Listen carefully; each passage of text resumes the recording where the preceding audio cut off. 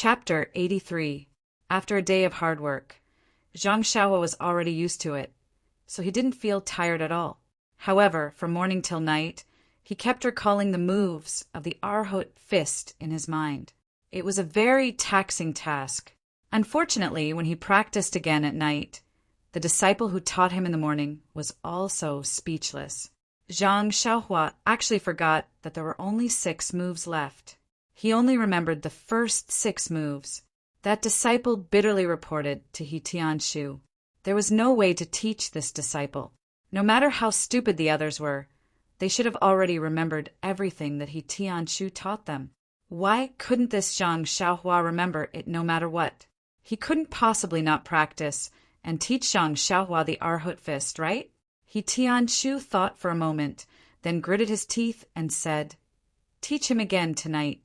Tomorrow we'll change to someone else. I don't believe that with the 4 of us, we won't be able to teach him the Arhut fist." That night, the results were plentiful. After the disciple taught him 7 to 8 times, Zhang Xiaohua actually completed all 16 moves of the Arhut fist in front of He Tianshu. The Misty School crowd watching from the side all had the same thought: hard work pays off. Even an iron rod can be ground into a needle. The ancients didn't lie to me. When everyone happily returned to their rooms to sleep with the satisfaction of being a teacher, Zhang Xiaohua was still practicing the entire set of the Arhut fist over and over again. Unfortunately, after who knew how many times, Zhang Xiaohua started to forget the moves one by one. Poor Zhang Xiaohua didn't know what to do. He didn't know whether to continue practicing or not. If he didn't practice, he was afraid that he wouldn't remember. But if he practiced, he was afraid that he would forget. He was in a dilemma. In the end, he could only get into a horse stance. It wasn't until late at night that he slowly walked back to his room. The disappointed Zhang Xiaohua didn't know that a pair of eyes had been watching him in the night. It was the one-armed elder Yu who had come to see him last night. The next morning, Zhang Xiaohua's Arhut fist once again dealt a blow to the strong spirits of the Misty School crowd. The confidence that they had built up last night as a teacher instantly collapsed. He Tianshu looked at Zhang Xiaohua's 5.5 moves that were still full of mistakes and decisively changed to another disciple. That disciple also very generously stepped forward as if he was going to sacrifice himself. The only thing missing was the line of "the wind blows coldly, the water turns cold." Today's practice was the same as yesterday's. He Tianshu was speechless again. A genius that was hard to come by. He should be the Misty School's number 1. For the next few days, the Misty School crowd took turns to practice. The result was that everyone's understanding of the Arhut fist had reached a brand new realm that no one had ever reached before. Everyone also took turns to relive the warmth of their first practice. Finally, after seeing Zhang Xiaohua's 5.5 moves that were still the same, He Tianshu waved his hand and swept away the last trace of hope in his heart. His once fiery heart once again returned to normal. I always hoped that a big meat pie would fall from the sky and smash into my mouth. Unfortunately, I guessed the process correctly, but not the ending. The thing that fell was a big iron hammer, and the thing that fell was my head. In the days to come in the Huan-Shi mountain villa, He Tianshu would repeat this sentence the most. Disappointment was disappointment, and resentment was resentment, but the task given by Mannerhead still had to be completed. Thus, He Tianshu changed his strategy and began to teach Zhang Xiaohua the second set of fist techniques, the Heavens Gathering Fist. The Heavens Gathering Fist was also an extremely simple fist technique, with a set of 20 moves. He would first practice it once, then teach Zhang Xiaohua step by step. Perhaps it was because he already had the foundation of the Arhut fist, but in the end, Zhang Xiaohua learned all 12 moves on his first try, causing He Tianshu's withered heart to feel a little bit of rain. However, on the second day, Zhang Xiaohua's performance was like a tornado that completely blew He Tianshu's heart into a barren land. The Heavens Gathering Fist that Zhang Xiaohua had memorized, apart from the starting moves, was only left with 3 moves that were full of mistakes. Furthermore, These 3 moves were not the 3 moves that were linked together in the set, but were actually 3 moves that were separated by the first 12 moves. He did not know how Zhang Xiaohua managed to link them together, but he actually managed to perform them well. Then, naturally, the other 3 disciples took turns to teach him. A few days later, the result was still the same 3 moves, and the mistakes were not corrected. It was still the same as when he was taught. He Tianshu, no. Even the other 3 disciples completely did not hold on to any trace of hope for Zhang Xiaohua. He Tianshu's strategy changed again. He no longer had the 4 of them teach Zhang Xiaohua the same set of fist techniques, but let the 3 disciples each teach Zhang Xiaohua a different set of fist techniques. He did not teach him anymore. Anyway, it was the same no matter who taught. When it came to Zhang Xiaohua, they would all be wrong and would all be forgotten.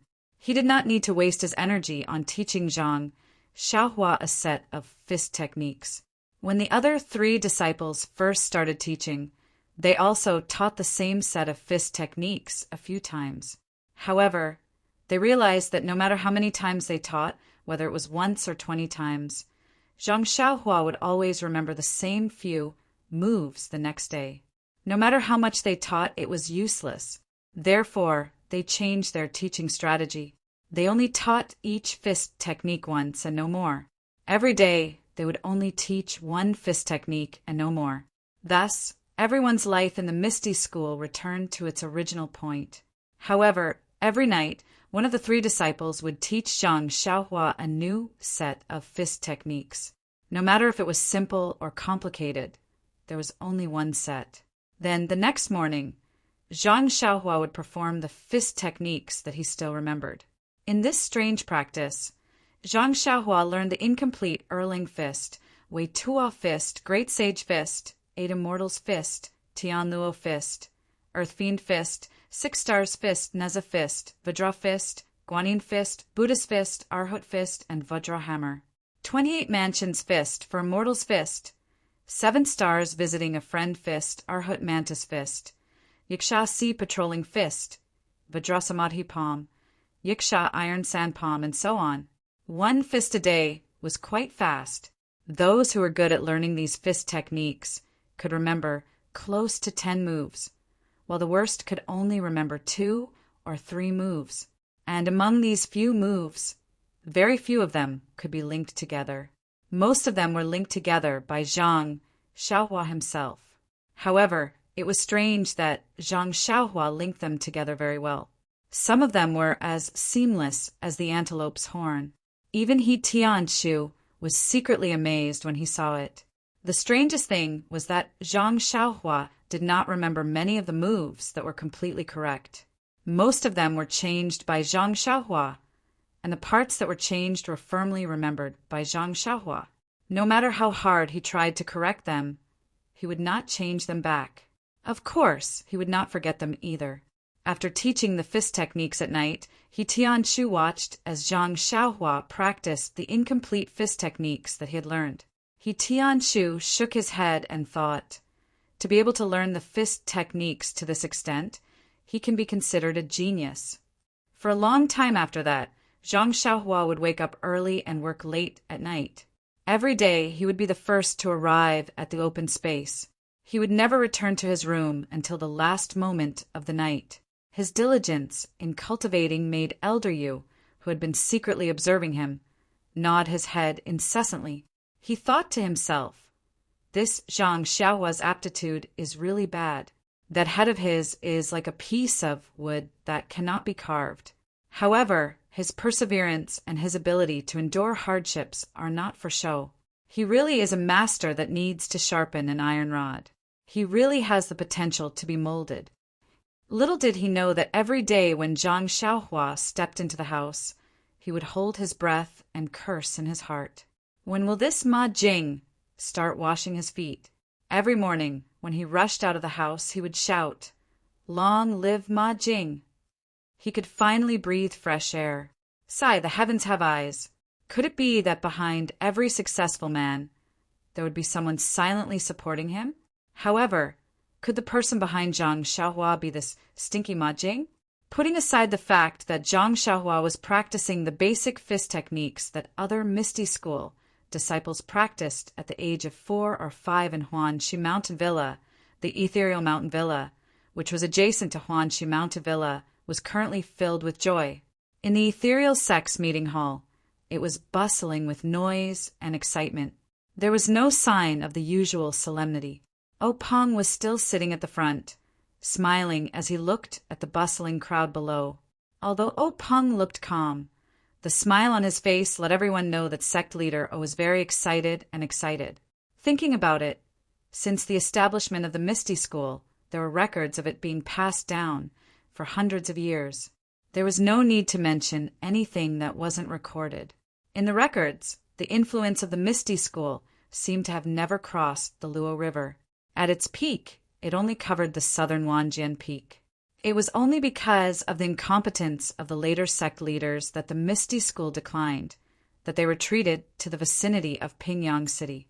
Recently, Peng personally commanded the battle against the Luo River Gang. Although naval warfare wasn't the strength of the Misty School, under the arrangement and deployment of Peng, Shangguan Fenglu, and the others, they were able to miraculously take down the Luo River Gang with only a few casualties. Moreover, Peng personally captured the Luo River Gang's sect leader, Shui Yupeng. The Luo River Gang was based on the Luo River and had many members. Although their overall influence was weaker than that of the Misty School, it was only slightly weaker. For the Misty School to be able to take down the Luo River Gang in one fell swoop, the role of the elite team couldn't be ignored. As for being able to take down the upper echelons of the Luo River Gang in one fell swoop, it was all due to the martial arts of the Misty Six Tigers.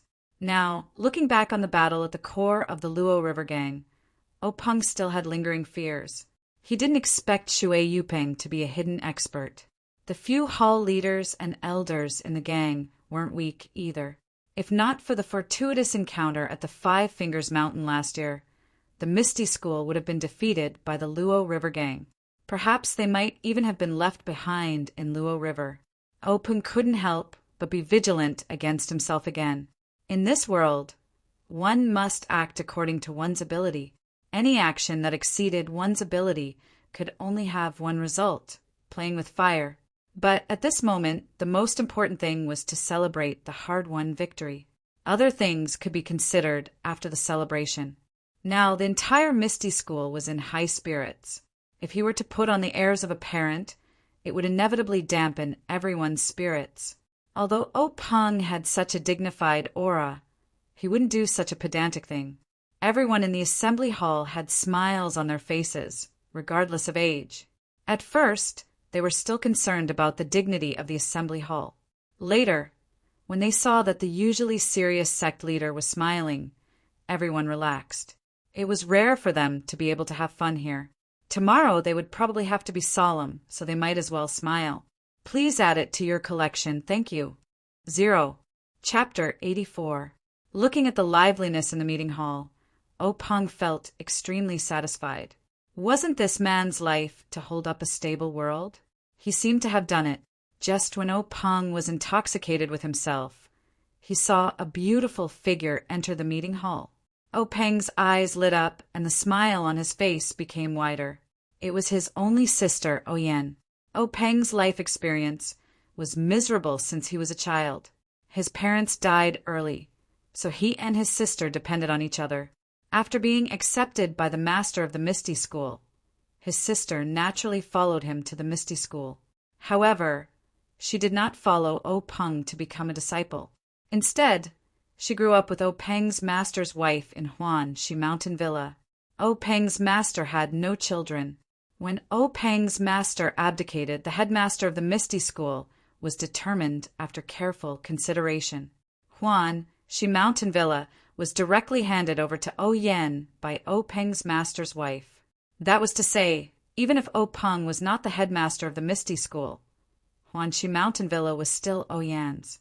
Oyen could not control Huanxi Mountain Villa because she was Peng's sister. In fact, according to the relationship between Huanxi Mountain Villa and the Misty School, many people thought that it should be managed by Peng's wife. Unfortunately, many things did not seem reasonable. However, in the eyes of the 6 misty tigers, this was not the case. Most of them still remembered the little girl who came with O Peng a long time ago. They all regarded O Yen as their child or sister. They did not care about other people's views and opinions. Huan, Shi Mountain Villa was their back garden. Of course, they would only be at ease if they handed it over to their own people. Although the headmaster's wife was O Peng's wife, she was different from the previous headmaster's wife. She was the founder of Huan Shi Mountain Villa. No matter how virtuous and sensible she was still an outsider. How could she be at ease as compared to O Yen? Therefore, O Yan's status in the Misty School was somewhat aloof. O Peng watched his sister walk into the meeting hall with a warm look in his eyes. He was very gratified to see her slowly walking in front of him as if he was looking at his own child. At this moment, O Peng was no longer a person. He was the incarnation of a father. It was like seeing his proud and beautiful child appear in front of him. Oh, Ian also had the same feeling. The brother in front of her was really not much different from her father. Since she could remember, she had grown up with her brother. He doted on her, loved her, and let her feel the warmth of a father. There were so many words about her father in the book, so she thought of the image of her brother in her heart. It was just that this Jianghu was too cruel. In the past, when O Peng was not the gang leader, every time he went out to fight, O Yen would be terrified. She prayed silently for fear of losing her only family in this world. After O Peng became the gang leader, he was busy with the affairs of the gang and had fewer opportunities to go out in person. O Yen knew her brother's hardships and wanted to use her own strength to help him. Therefore, she had been doing her best to take care of the Huan Shi Mountain Villa, from logistics, medicinal materials, and other aspects to ease the difficulties of the Misty School. She helped the development of the Misty School. Even last time, because of the treasure, O Peng's relatives were asked to be hostages. O Yen did not hesitate to go. She was willing to do anything for her brother. It was just that this time, what O Peng wanted to do was a bit too shocking. He wanted to annex a gang whose strength was not inferior to their own, and it was in waters that they were not familiar with.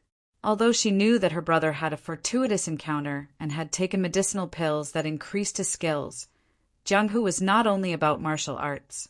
Opportunity and luck were also very important. Besides, this Jianghu was full of crouching tigers and hidden dragons. There was always someone better than you. It was possible that the Luo Shui gang was hiding their strength.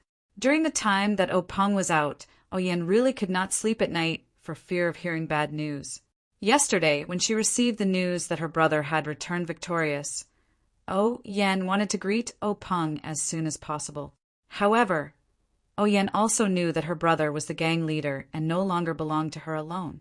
He was the idol of thousands of gang members, and there were too many things that needed to be done. Therefore, she waited until the celebration party before she arrived late. O Yen walked in front of O Peng and said with a salute, "Brother, congratulations on making a great contribution to the foundation of the Misty School." O Peng looked at his sister's slightly thin face and said with some heartache, "Yen, how many times have I said it? Don't worry about me. With my current skills, if I encounter any danger, escaping is not a problem and I will not lose my life. Look at you. I haven't seen you for only a few days, and you've become so thin. Isn't this making me feel bad?" O Yen said with a smile, "It's a pity that younger sister is not a man. Otherwise, you could also go out and fight in your brother's place. What are these worries for now?" O Peng looked kindly at his sister. Looking at her face that was so similar to his mother's, he could not help but want to be like before and tug on her little ears. However, this meeting hall was not the main room of the family. He could only wave his hand and say, "The affairs of the gang will naturally be handled by older brother. Yen, you don't need to be alarmed. Even if you are a younger brother, I will not let you easily take risks. I will clear the path for you." O Yen nodded with a smile and said, "I already knew this. Haven't you always been at the forefront since you were young?" Then O Yen asked again, "Brother, How was your battle with the Luo Shui gang this time? Peng looked at his sister and pointed to the chair next to him and said, Yen, sit down first. I will tell you slowly. After Yen sat down, Peng began to tell the story of his departure from the Misty School, all the way until he killed his way into the core of the Luo Shui gang and captured the leader of the Luo Shui gang, Shui Yuping. During this process, Peng tried to make it as simple as possible and skimmed over the dangerous places. However, when it came to the thrilling parts, Yen still broke out in a cold sweat. Although her brother was sitting in front of her unscathed, her heart was still hanging high. When Peng finished his understatement, Yen let out a long breath and said seriously to Peng, Brother, it seems that it really was very dangerous. If it wasn't for the great improvement in power of older brother and the other brothers, this Luo Shui gang might have been a dragon's pool and a tiger's den. Peng nodded thoughtfully and said, Actually, if it wasn't for the great improvement in power of us and the other brothers, we wouldn't have had the idea of annexing the Luo Shui gang. This rashly obtained power can cause people to do things that exceed their usual expectations. Yen agreed and said, That's right, older brother. The consequences or expectations of this action can often not be controlled by people because they haven't gotten used to this great power and haven't let themselves get used to it. Therefore, they can't have a good understanding of the consequences and can easily bring disaster to themselves. Peng smiled and said, Yen is right. It's like a farmer who suddenly became rich overnight and has other things on his mind. He wants to do things that he didn't have the courage to do before, such as gambling. Perhaps he hasn't been to a gambling house before, or perhaps he has, but he knows that his wallet is dry and he doesn't dare to place big bets. Now that he feels that he has money and can afford to squander it, he comes to the gambling house and boldly places big bets. Of course, if he can win, the farmer is lucky. But if the gamble is out of the farmer's control, then he may lose his family fortune or even his life. Thinking about it this way, it's because he didn't become rich overnight that he can live a stable life and live an ordinary life until he's old. Yen looked at her brother with a smile and didn't say anything else. Peng said lovingly, Yen, older brother knows what you're thinking. This time, attacking the Luo Shui gang was indeed a bit risky. This is also because of the sudden increase in power. After the lesson of blood, I have also understood a lot. In the future, me and the other brothers will be more careful. Don't worry, your older brother is not just a farmer who became rich overnight. Yen smiled like a flower and said softly, I know, older brother. Peng asked again, Yen, how is the situation in the mountain villa's medicine field? Yen frowned and said, The situation is still the same. There hasn't been any progress. After the seeds were planted, there still hasn't been any signs of germination. But I don't know why. Peng was a bit anxious and said, Could it be that the disciples sent don't know how to plant it? Or is it that the method used is wrong? Why don't we have Hall Master by, or Elder, he send a disciple that they're proud of to take a look? Yen nodded and said, Perhaps. The method of planting the seeds is based on the usual method of planting medicinal herbs. The disciples in charge of the medicine field were all sent by the medicine hall and have a wealth of experience in planting medicinal herbs. It's just that I don't know why they haven't germinated. Previously, I saw that you were busy with the Luo Shui gang, and presumably the medicine hall didn't have any spare time. Now, I reckon that Hall Master Bai and the others will have some time. Peng nodded and said, Yen, you also have to be careful of your body. Don't study too much. If this medicinal herb can be grown, that's the best. If it can't be grown, it's also fine. Older brother doesn't want to see you tire yourself out over such an insignificant medicinal herb. Yen smiled and said, I know, older brother. Although I can't practice high-level internal strength, I still know some basic skills. It's more than enough to strengthen my body. You don't have to worry. Peng also smiled and said, That's right. If you can learn the high-level internal strength of the Misty School, coupled with your mind that likes to study, I will give you the position of the gang leader. I still remember Master's regretful expression when he found out that you couldn't cultivate. It's probably because he felt that it was a pity that you couldn't properly take over the Misty School. Oh, Yan rebuked. Older brother, look at what you're saying. I'm not interested in the position of the gang leader. Every day, there's so many chores that it's as annoying as the hairs on an ox. It's better to stay in the Huan, Shi Mountain Manor. There's nothing troublesome all year round. There's plenty of time to look at the moon and admire the flowers. Occasionally, you can also practice your martial arts. Isn't that wonderful? Oh, Peng also said enviously, that's right, looking at how much Master and Mistress love you. It's obvious that they gave you the Huan Shi Mountain Manor. I also want to live a life like yours. It's a pity. Oh, Yen smiled and said, it's a pity that people in Jianghu have no choice? It's not that bad. Everyone has their own life. Look at older brother. You're like the moon surrounded by stars. You control the power of the gang and work hard for the livelihood of thousands of gang members. Isn't that a life that many people envy? 0. Chapter 85. Oh, Peng smiled proudly and said, Yenner is right. A real man has an indomitable spirit. Naturally, we have to do something vigorous. Farmers are proud of their crops. Businessmen are proud of their wealth. People of Jianghu are proud of their fame in Jianghu. Since Big Brother has become the leader of the Misty Sect, I naturally have to be proud of the Misty Sect. I have to be proud of the brothers in the sect. I have to be proud of the Misty Sect in my own hands. Maybe when Big Brother is old and can't walk anymore, I will go to your Huan Shi Manor to enjoy my retirement. Oh, Yen nodded happily and said, the Huan Shi Manor will always be reserved for brother, sister-in-law, and future nephews and nieces. He and grandnephews and grandnephews. At this point, Oh Peng suddenly asked, Yen, you don't seem to be young anymore. Do you want brother to give you advice on your marriage?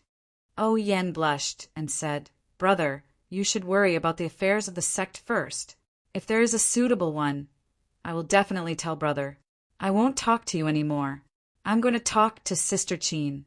Then, she stood up and walked to a row of hall masters to talk to a middle-aged woman. Oh Peng watched his sister run away and couldn't help but laugh in his heart, thinking, it seems that Yenner has reached the age. I have to take care of things for her. However, there are many young men in Jianghu who meet the requirements. I have to slowly choose one. Sister Qin, who was talking to Oh Yen, was the hall master of the Misty School's Ming Chui Hall. As the saying goes, men and women of Jianghu are affectionate. If there are men in Jianghu, there must be women. The Misty School was no exception. In addition to most of the male disciples, they also recruited some talented girls to be trained as female disciples. These female disciples, except for a few who followed their masters to cultivate, such as Xueqing, were all in Ming Chui Hall. Generally, the female heroes who had some fame in Jianghu were mostly talented. This talent was reflected in their appearance. Generally, female heroes had beautiful faces that people would never get tired of looking at. Big Sister Qin, on the other hand, was an anomaly. Her appearance was extremely ordinary and could even be said to be passable. Moreover, her skin was coarse and dark. At a glance, she was no different from a peasant woman in the countryside. In fact, she could not even compare to a peasant woman. Why, you said that the people of Jianghu all practiced martial arts. Of course, they practiced martial arts to protect their lives. Of course, it was also to strengthen their bodies. Needless to say, if you didn't even have a slim body, you would be embarrassed to say that you were in Jianghu. However, Big Sister Qin was not like that. She had a waist like a water bucket. Coupled with that face, she was naturally inferior to a peasant woman. The most infuriating thing was that Big Sister Qin's specialty was the snake fist. However, no one knew whether she practiced it for the sake of practicing martial arts or for other purposes. However, most people did not have the fortune to see it. Those who were able to see Big Sister Qin's snake fist were either beaten to death by her on the spot or fainted from anger. When they returned home, they vomited and died. However, Big Sister Qin also had a good point. and that was that she had a good voice. When she spoke, it was as clear and melodious as an oriole. No one would get tired of hearing it 100 times. When she sang, it caused a sensation in Jianghu. No one knew how many Jianghu elites followed her voice.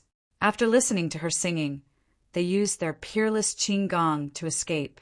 When I close my eyes, I want to commit a crime. When I close my eyes, I want to retreat.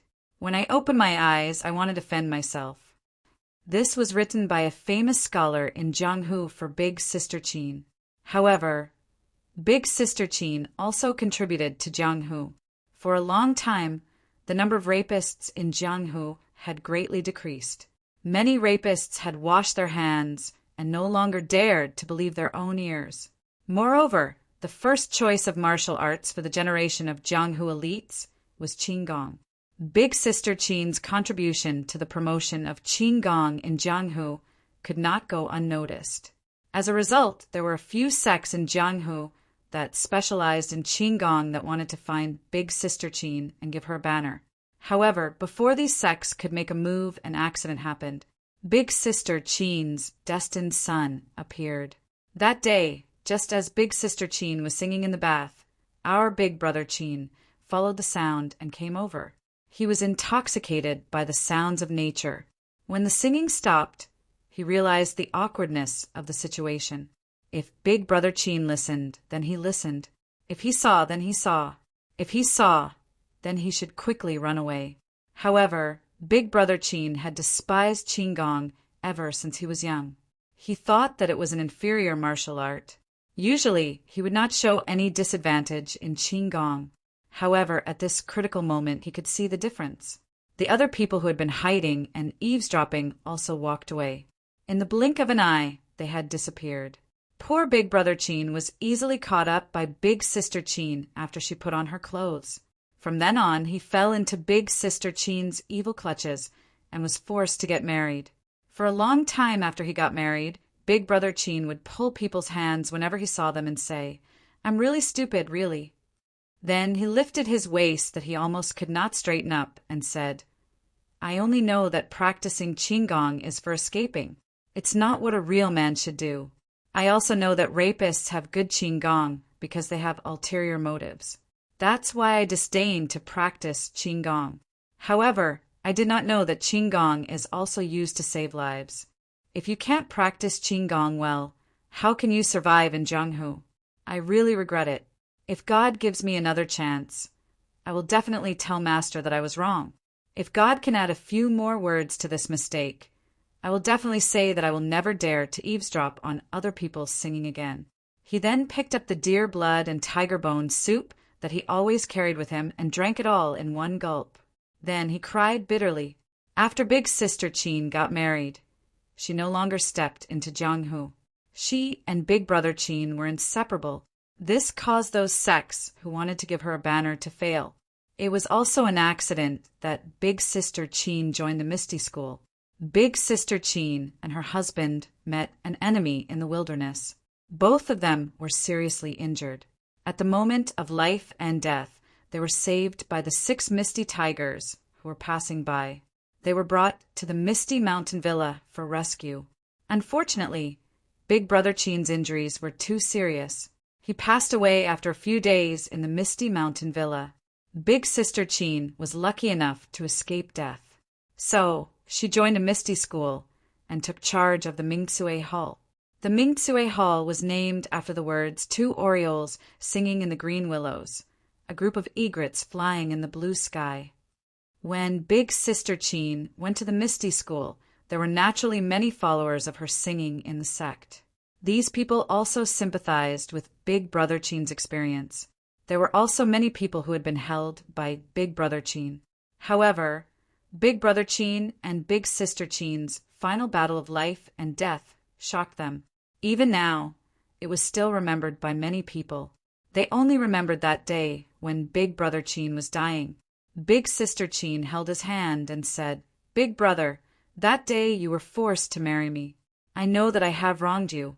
You have suffered by being with me. I have let you down."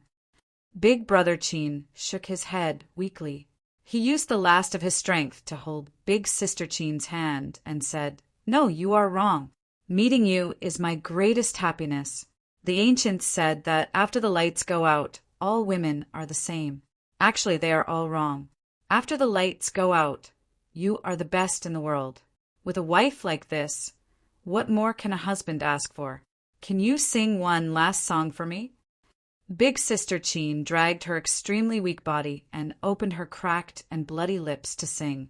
"A plum blossom stands proudly in the snow." Under Big Sister Chin's lingering singing, Big Brother Chin closed his eyes. Big Sister Chin's face was covered in tears. However, to everyone's surprise, after the song ended, Big Brother Chin forced his eyes open and said, "Also, the dear blood tiger penis soup you made is also very good." Big Sister Chin understood and forced a smile and said, "Nice to meet you." "Nice to meet you too." Then Big Brother Chin let go of her hand and went straight to the west. Big Sister Chin also fainted in pain. She only woke up one day and one night later. Then she dragged her injured body and held Big Brother Chin's funeral. She also cut off her will to never marry again and never sing again.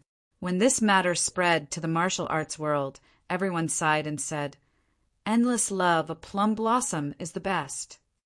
Because of this, Big Sister Chin won the respect of everyone in the Misty School. Yen was naturally no exception.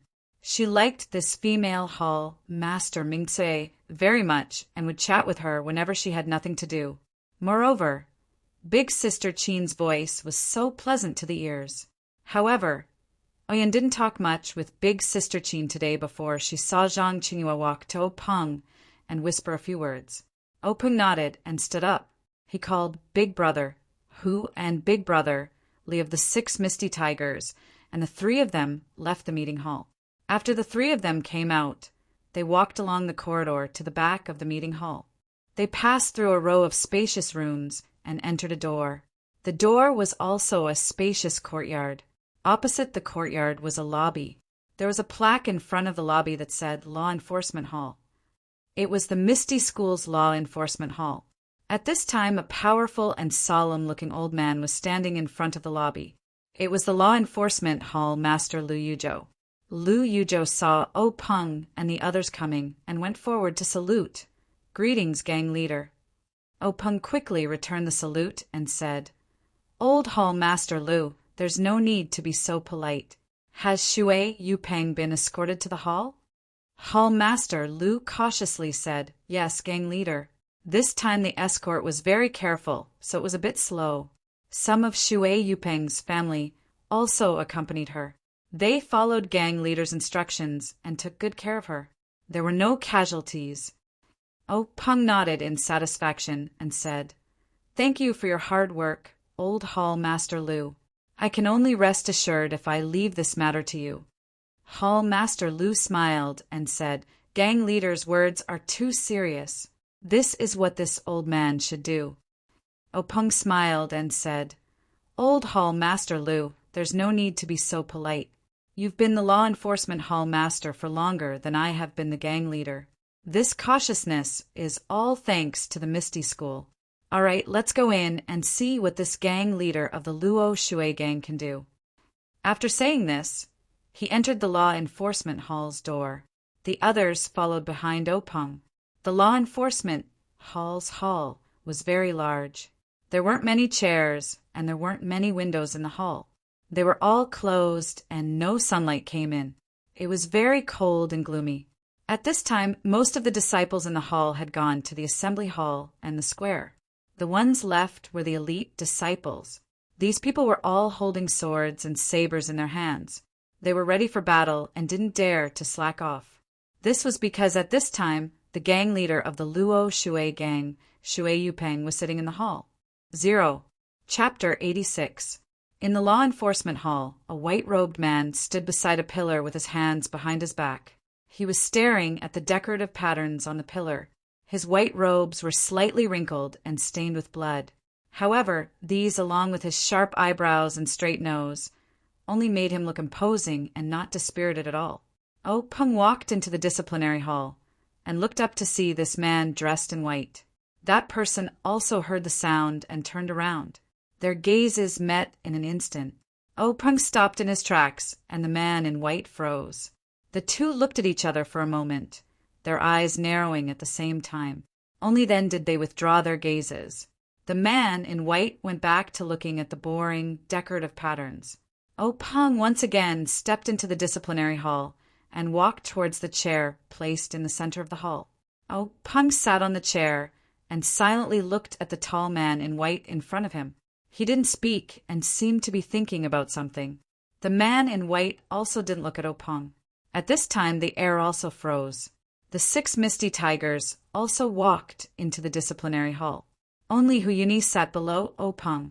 Everyone else stood, including Lu Yuzhou. After waiting for a while, some people became impatient. Lu Qingyang, old fifth Lu, frowned and said, "You bastard, you've already been captured by my Misty School. Why are you still putting on airs? Do you want me, old fifth Lu, to give you a beating?" Opung was a little angry. He glared at old fifth Lu and lightly scolded, "Fifth brother, don't talk too much."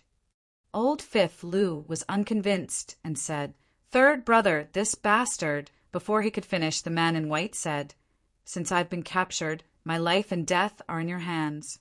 Why talk too much?" Opung smiled and said, "Brother Shui, you don't need to lower yourself to his level. My fifth brother is a bore. You don't need to take those words to heart." The man in white, Shui Yupeng, snorted and didn't say anything else. At this time, old fourth Shangguan said, "Gang leader Shui, do you still think this is your Luo Shui gang? Since you know you've been captured by us and are now a prisoner of my Misty School. You should have the awareness of being a prisoner. You shouldn't act so righteous, as if it's a blessing that we captured you and insulted your martial arts for no reason." Shui Yupeng glanced at Shangguan Laosi without saying anything. Shangguan Laosi continued, "I know what clan leader Shui is thinking. Is it because my Misty School's sudden attack caught the Luo Shui clan off guard and caused them to suffer a great loss? If the Luo Shui gang had been even the slightest bit vigilant, we would have been the ones completely wiped out." Shui Yupeng snorted again and said loudly, "It's just a small trick. It's not worth mentioning." Shangguan Laosi snorted and said sternly, "What dirty tricks? What dirty tricks? What schemes? What schemes? What schemes? As long as you can win, it's a good scheme.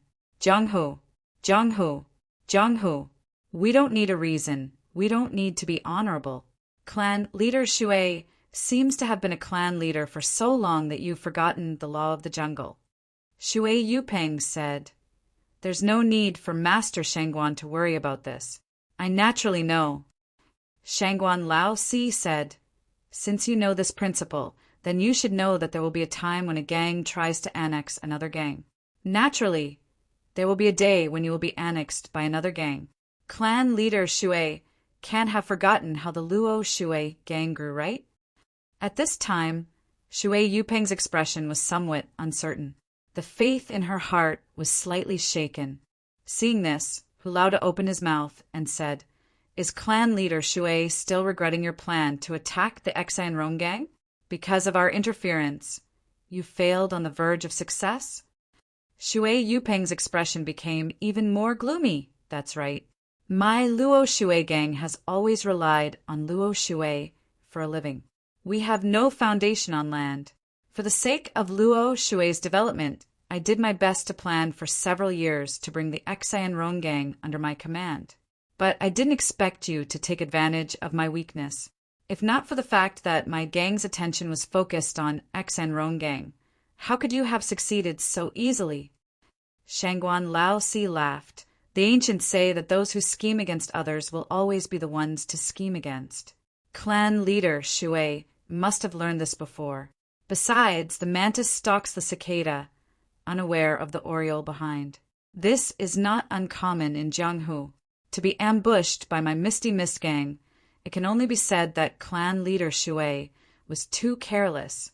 If you can plan to go ashore, how can the gangs on land not plan to enter the water?" Shui Yupeng looked up to the sky and sighed. "Man proposes, God disposes. What can I say if God disposes of me? At this time, Openg also smiled and said, Clan leader Shui, you're wrong. It's not that God is heartless. This time God has opened his eyes. Shui Yupeng was stunned and asked curiously, Why does clan leader O say that? Could it be that your Misty School's annexation of my Luo Shui gang is actually doing me a great favor? After he finished speaking, he laughed coldly. Openg saw this and didn't argue with him. Instead, he asked, Then does clan leader Shui know the background of the Xan Rong gang's leader, Zhao Xan? Zhao Xan. Shui Yupeng heard this name and said contemptuously, Isn't he just a mountain bandit who has the support of a wealthy merchant in Yu City and is only able to survive in the cracks between the various sects? What kind of background could he have? Then what about Zheng Rong? Oh, Peng continued to ask. Zheng Rong? Shui Yupeng was puzzled. Isn't he the second in command of the Xan Rong gang? Isn't he a scholar that Zhao Xan robbed when he was in the mountains? It's said that the two of them got to know each other through fighting. In the end, they became sworn brothers, and Zheng Rong followed suit. Oh, Peng smiled and said, Clan leader Shui is right. Later on, Zheng Rong felt that robbing in the mountains was not the way to survive. So he acted as a middleman and led Zhao Xan to become acquainted with a wealthy merchant in Yu City. Then he came down from the mountains and established the Xan Rong gang between Yu City and Pingyang City. Shui Yupeng listened and nodded involuntarily. Then Openg asked, Then why does clan leader Shui think that the wealthy merchant wants to cooperate with a mountain bandit with no background? Shui Yupeng thought for a moment and said, According to our understanding, the wealthy merchant wants to expand his influence and find a chance to make a name for himself. He doesn't want to limit himself to business. Openg asked again, Then why doesn't the wealthy merchant seek help from the large sects in Yu City or the Misty School in Pingyang City?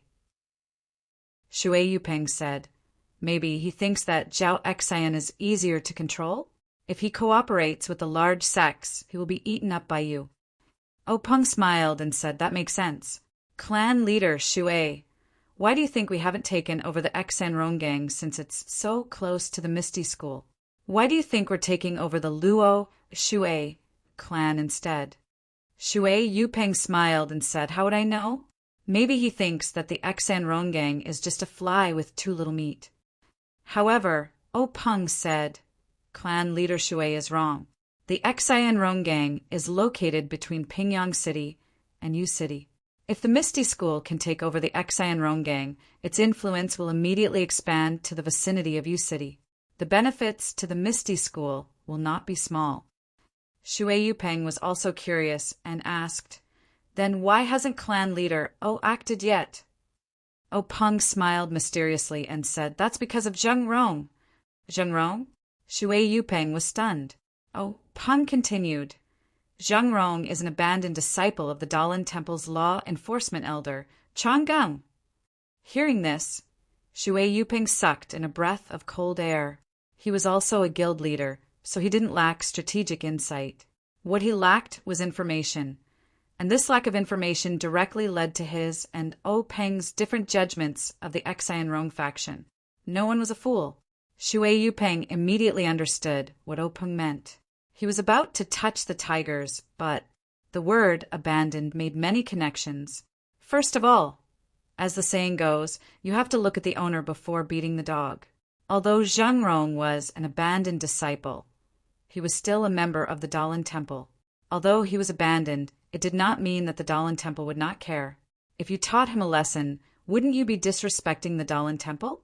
Moreover, even if the Dalan Temple did not care, they could not stop the law enforcement elder from expressing his warmth from a personal perspective.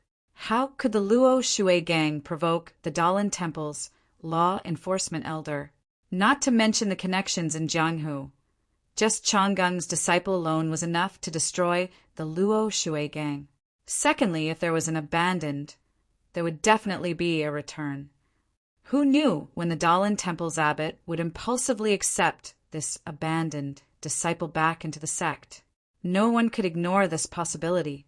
Moreover, This abandoned disciple of the Dalan Temple had not been announced to Zhang Hu. Even Openg only knew about this through extremely secretive channels. If one day the Dalan Temple announced that this abandoned disciple was just a slip of the pen and ink and could not be counted, then wouldn't anyone who acted against the Xen Rong gang become an enemy of the Dalan Temple? Alas, the Dalan Temple used the word abandoned very cleverly. When Shui Yupeng thought of this, he was somewhat disheartened and his expression could not help but become bleak. However, he still sneered and said, "Even if my Luo Shui gang could not take down the Xen Rong gang and was eaten up by them or fell into the hands of the Dalan Temple, it would only be the end of the gang. What's the difference between this and today's situation? Grand Faction Leader O, this is just the pot calling the kettle black. Since you are the victor, you naturally have the right to laugh." Openg smiled and did not refute him. Instead, he looked at Li Jian. Li Jian nodded and walked out. He came to Shui Yupeng, and without saying anything, he pulled out the sword at his waist and waved it. Shui Yupeng thought that his time was up and closed his eyes like a hero, ready to sacrifice himself. However, after waiting for a long time, he did not feel any pain. Then he opened his eyes and looked at Openg. Openg looked at him with a smile. Just like before, he did not say a word. Shui Yupeng looked at Li Jian in confusion. However, he was immediately stunned by the scene in front of him. This is the sword ray. Shui Yupeng's face was ashen as he looked at the sword ray in Li Jian's hand. He cried out in surprise, "Is there really such swordsmanship in this world?" After a while, Shui Yupeng let out a long breath and said, "Master Li's martial arts have advanced to such a level. I have nothing to say about my defeat." Then he said to Openg, "I originally thought that I was unlucky to be ambushed by Grand Faction Leader O and fell into your trap. I felt indignant. When Grand Faction Leader O exchanged blows with me, I was absent-minded and thought that Grand Faction Leader O was only SOSO. Now that I think about it, Grand Faction Leader O seems to have hidden his true strength. Please add it to your collection. Thank you." 0. Chapter 87. Openg said, "Sect leader Shui must be joking. Swords have no eyes. Who would hold back in a life and death battle? This one will naturally give it his all. My second brother's martial arts are naturally higher than mine. This one has always been busy with the sex affairs and has fallen behind in terms of martial arts. The path of martial arts is like rowing a boat against the current. If you don't advance, you'll fall behind. I'm sure brother Shui understands this." Finished speaking, he waved his hand at Li Jian. Li Jian understood and withdrew his sword, returning to his original position. Shui Yupeng snorted and didn't reply, thinking, only a ghost would believe that. However, at this time, Shui Yupeng's face was no longer as arrogant as before. Thinking about it, although the Misty School took advantage of the Luo Shui gang by catching them off guard and wiping them out in one fell swoop, they did have the strength to do so. Just by looking at Li Jian's martial arts, the Luo Shui gang was invincible. If they were to fight face to face, the Luo Shui gang wouldn't be able to escape the fate of being wiped out. At this time, Shui Yupeng was out of luck. Openg looked at Shui Yupeng's face and said with a smile, "Sect leader Shui, this one has a gift for you. I hope you'll accept it." Finished speaking, he nodded at Shangguan Fenglu, who immediately hurried out of the Hall of Justice. Shui Yupeng looked at Openg strangely, a trace of uneasiness in his heart. Sure enough, not long after, Shangguan Fenglu slowly walked into the Hall of Justice. Behind him was a woman in plain green clothes, holding a 3-year-old child in her arms. The woman's face was pale, and her expression was somewhat agitated. The little boy's eyes were darting around as he held a tong hulu in his hand, eating it with relish. The two followed Shangguan Fenglu into the Hall of Justice. Shui Yupeng saw the two familiar figures and immediately couldn't help but tremble. He looked back at Openg with an angry expression and said sternly, "Openg you!" Without waiting for Shui Yupeng to finish, Openg laughed and cut him off, asking, "Sect leader Shui, what did I do?" Shui Yupeng lowered his voice, saying, Jianghu people have their own rules. My martial arts are not as good as yours. I can give my life to you. My wife and child don't know martial arts. Why did you take them?" In the end, there was a hint of pleading in his voice. Peng was still all smiles as he waved his hand and said, "Brother Shui, you're exaggerating. I'm not as bad as you think." While the two were talking, the woman and the child had already entered the law enforcement hall. The boy stared curiously at the group of strangers around him. When he saw a familiar face, he cheered and no longer focused on the candied hawthorn in his hand. He struggled to get out of the woman's arms. The woman hugged him and didn't dare to let go. She looked at Shui Yupeng pitifully. The child's face was also red and his small body was twisting hard. He was about to cry. His hand, that was not holding anything, also reached out to Shui Yupeng. In an instant, Shui Yupeng's mind was emptied of all thoughts. What Jianghu? What bloodshed? What imperial dynasty? What Jianghu? What Jianghu? What bloodshed? What imperial dynasty? What Jianghu? What Jianghu? What bloodshed? What imperial dynasty? What Jianghu? What Jianghu? What Jianghu? At this moment, Shui Yupeng no longer had his arrogance. He bent his back that had always been straight and reached out with his hands behind his back. He made a gesture of hugging the child. When the woman saw this, she let go of her hands and carefully put the boy on the ground. As soon as the boy's feet touched the ground, he immediately whistled and rushed over with a giggle. Shui Yupeng waited for the boy to come closer. He grabbed the child's armpits and raised him high above his head. His two hands alternated in front and back, causing the child's body to sway left and right, making the child giggle. He seemed to like this game that he often played. When the child was done laughing, Shui Yupeng held the child in his arms. He raised his head, squinted his eyes, and lovingly stroked his little head. He was enjoying this rare family happiness that he thought he would never have again. The boy seemed to be uncomfortable because his father hugged him harder than before. He struggled with all his strength and poked his little face out of Shui Yupeng's arms. He pushed the candied hawthorn in his hand to Shui Yupeng's mouth and said in a childish voice, "Daddy, this is for you. It's so sweet." Shui Yupeng gently said, "Good boy, Tiantian. Daddy won't eat it. You can eat it yourself." The boy was unhappy. He twisted his body and said coquettishly, "Daddy, you must eat it. Tiantian has always wanted to give Daddy some. If Daddy doesn't eat it, Tiantian will finish it all. When that time comes, Tiantian will be unhappy." Usually, Shui Yupeng would not eat the candied hawthorn. He would definitely think of a way to make the child eat it himself. At this moment, he suddenly felt his eyes moisten. He looked at the child's eager eyes and opened his mouth. The boy saw that his father had finally agreed and was very happy. He put the candied hawthorn into his father's mouth. When he saw Shui Yupeng take a bite, he smiled sweetly. He also carefully bit the candied hawthorn that was about the same size as his mouth and ate happily. As he ate, he muttered, "Big sister Shui was right. She didn't lie to Tiantian. I can really see Daddy here." Shui Yupeng was startled and asked, "Who is big sister Shui?" As Tiantian ate, he looked up and said, "It's that pretty big sister with that thing on her face." Big sister Shui picked up Tiantian and Mother and said that she was looking for Daddy. She even gave Tiantian this delicious thing. "I haven't seen Daddy for a few days." Tiantian thought that big sister was lying. Shui Yupeng immediately understood the reason.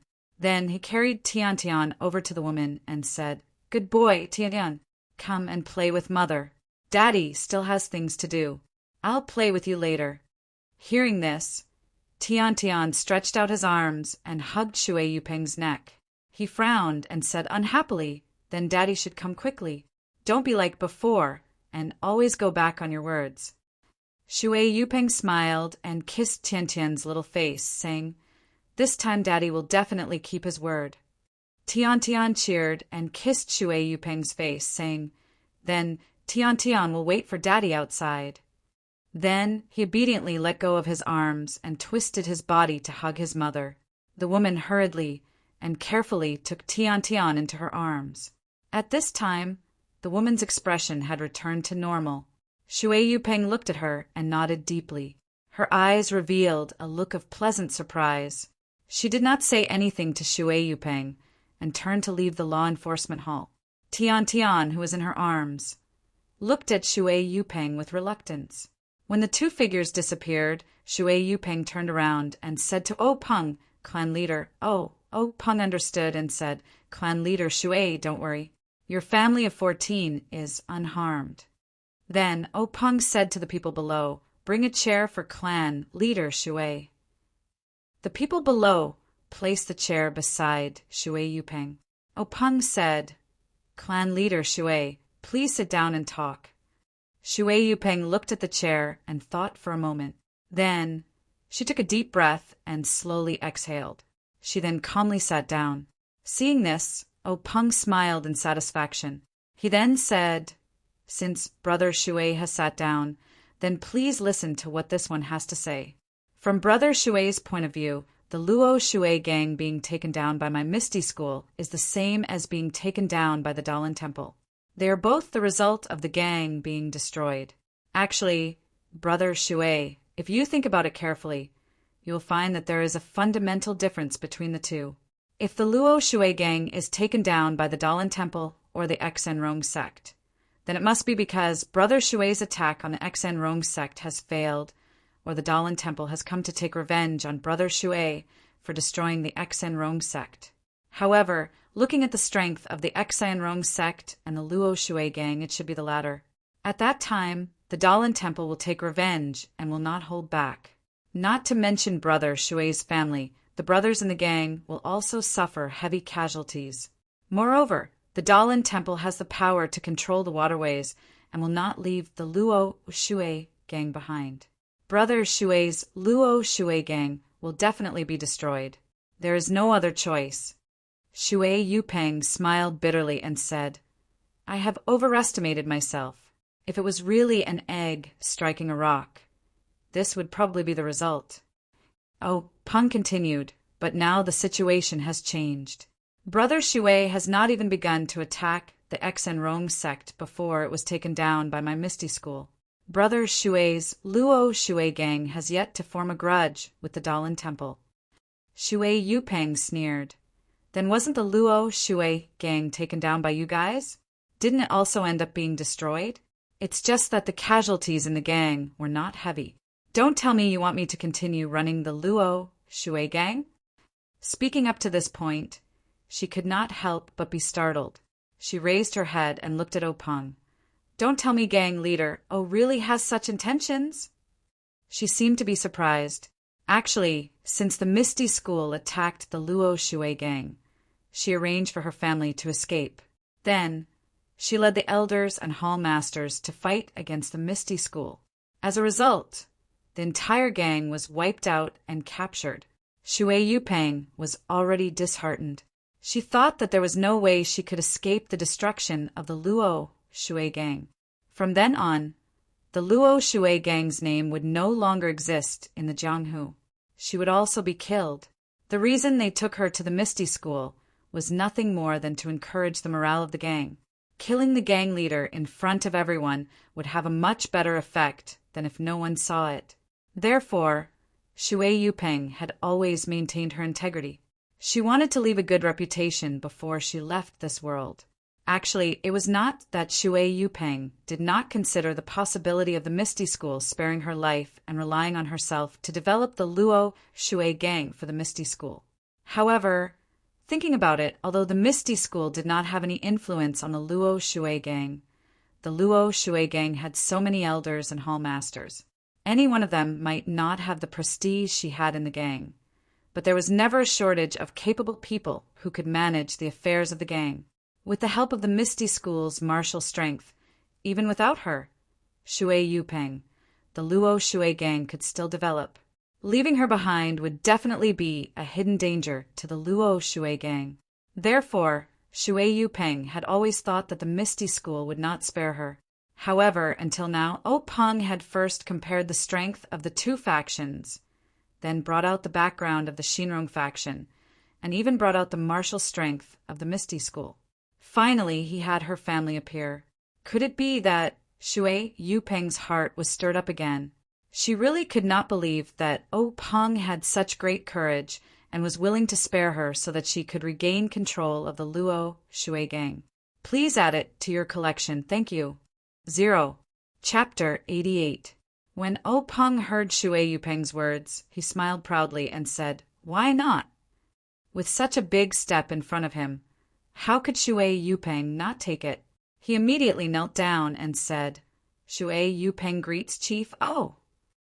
Peng waited for him to kneel down before he stood up and helped Shui Yupeng up. He said loudly, "Brother Shui is too polite. Since you've entered the Misty School, you're my brother. Please rise."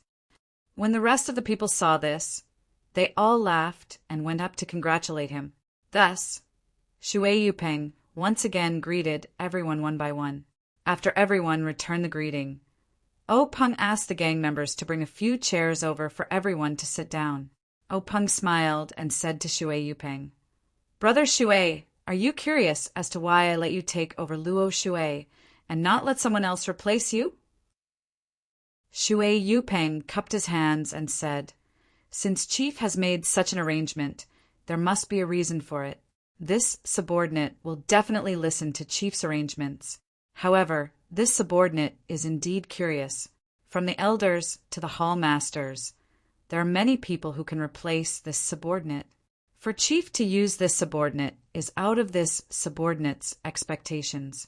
This subordinate is all ears. Please help me clear up my doubts." When Peng heard Shui Yupeng call him subordinate, he smiled and said, "Brother Shui, you don't have to call me subordinate. My Misty School doesn't have that many rules, and I don't see Brother Shui as a subordinate. If you're willing, Brother Shui can call me brother." Shui Yupeng readily accepted and said with a smile, "Since Chief has said so, how can this brother not obey?" Peng continued, "Although the battle between the Luo Shui gang and Misty School was intense, the disciples of Misty School were all elites and knew how to hold back. Although the Luo Shui gang was taken down, they didn't suffer heavy casualties. It could even be said that they didn't hurt their bones, but their morale was broken. What the Misty School needs to do now is to regain the morale of Luo Shui so that they can deal with the prying eyes of the other gangs. If it was someone else, not only would they have to reshuffle the cards, they would also have to face the doubts of the other gangs. Although Misty School can support them with force, there will still be internal friction and hidden dangers. This is something the Misty School cannot accept. Moreover, as Brother Shui knows, the Misty School doesn't have any brothers who are proficient in water matters. The Luo Shui gang will still have to be managed by the people of Luo Shui gang, the most suitable candidate for this position. Otherwise, I wouldn't have spent so much effort to invite Brother Shui to join my Misty School." Shui Yupeng still didn't believe him and said, "Don't tell me Chief can rest assured that brother will go to Luo Shui." "Haha," Peng laughed and said, "Brother Shui, don't use people you don't trust. I can't help but feel at ease letting Brother Shui go to Luo Shui. However, I must let Brother Shui have some concerns. Brother Shui doesn't need to bring your family to Luo Shui. You can settle down in my Misty Mountain Villa. Luo Shui isn't that far, and Brother Shui can return to the sect often. Moreover, I see that nephew Tian Tian has a unique physique and is a martial arts talent. After this year, I'll let Qingyu or Ahai take him in and let him practice my Misty Mountain Villa's techniques. In the future, he will definitely be a pillar of the martial arts world, who possesses the strengths of 2 sections." Shui Yupeng's expression changed slightly and quickly returned to normal. He cupped his fists and said, "Thank you, Chief, for the arrangement." Peng saw this and said with a smile, "Brother Shui doesn't seem to understand what I mean. However, it's no wonder. Since I'm letting Brother Shui join my Misty School, I'll naturally give Brother Shui some benefits. Otherwise, how could Brother Shui be so willing?" Looking at Shui Yupeng's puzzled expression, Peng laughed heartily and said, "Brother Shui, in Jianghu there are many sections.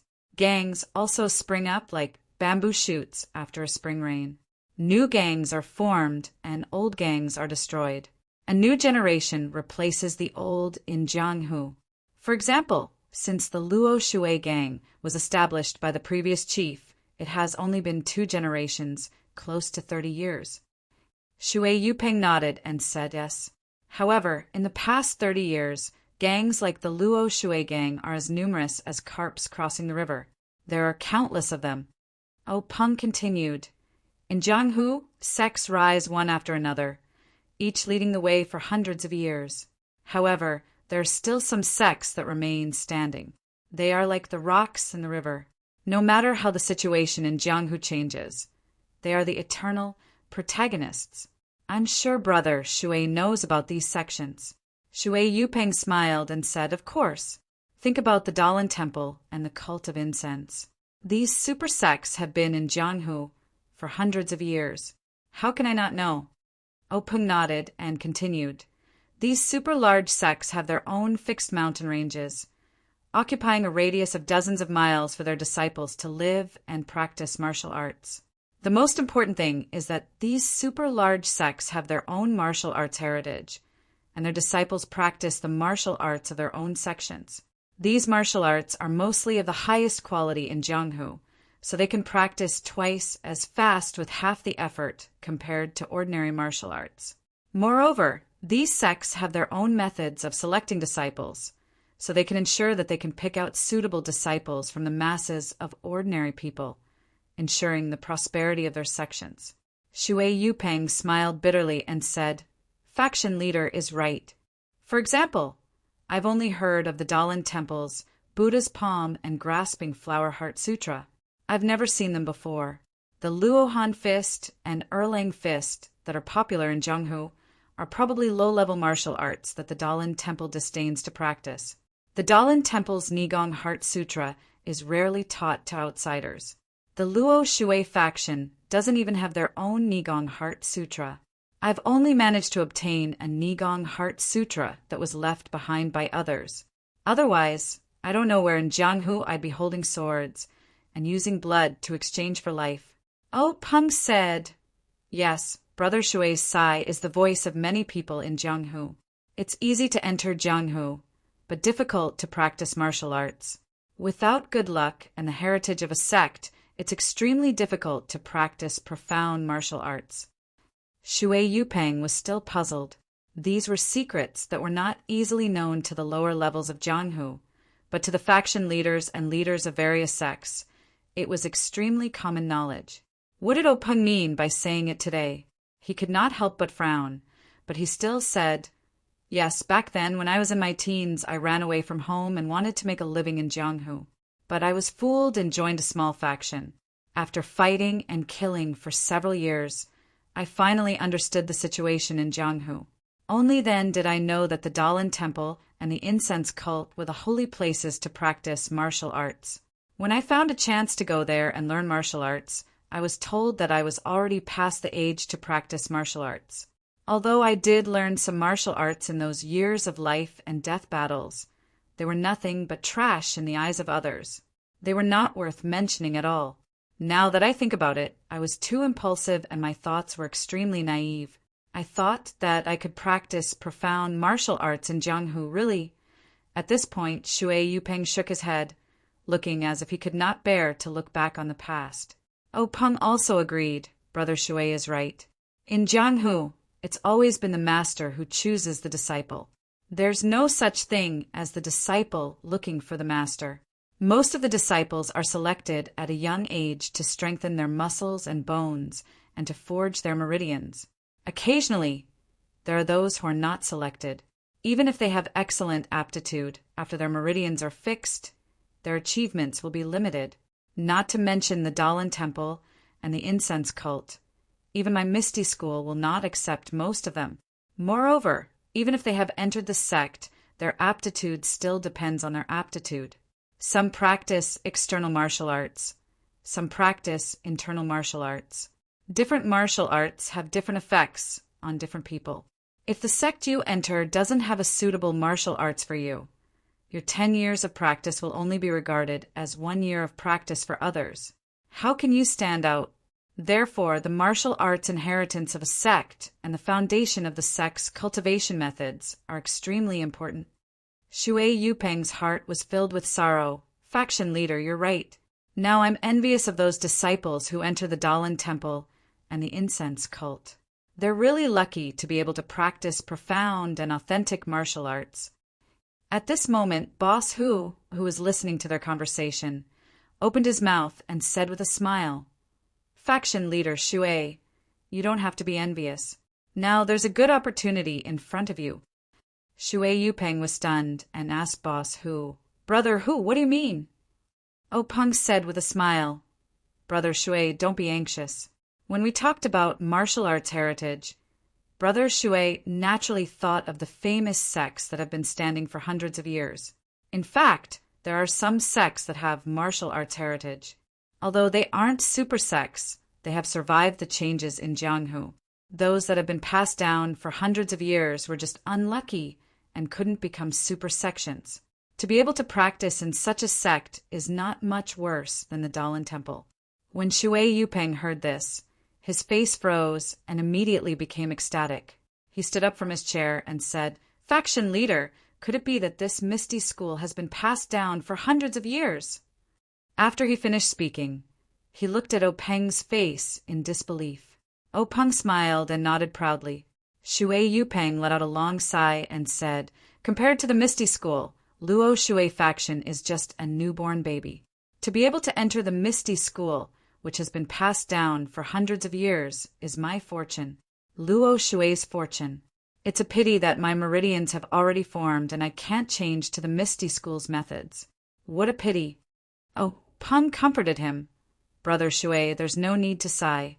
Didn't I just assume the responsibility of letting nephew Tiantian enter the Misty School? Isn't it a happy thing to let your children and grandchildren realize your ambitions?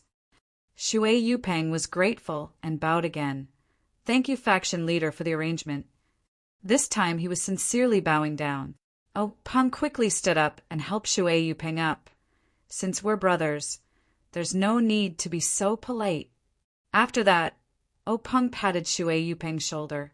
An extremely profound internal force swarmed into Shui Yupeng's shoulder from the acupoint on her shoulder. In an instant, it flowed through Shui Yupeng's meridians and unlocked all the acupoints that had been sealed earlier. It was only now that Peng was truly at ease with Shui Yupeng. Shui Yupeng felt the depth of Peng's internal energy and couldn't help but be shocked. In Jianghu, there were specific methods for unsealing meridians. If the method of unsealing the meridians was wrong, it would cause great harm to the human body. Peng actually didn't use any specific methods. Of course, he knew how to seal the meridians, but more importantly, he had confidence in his own internal energy. 0. Chapter 89.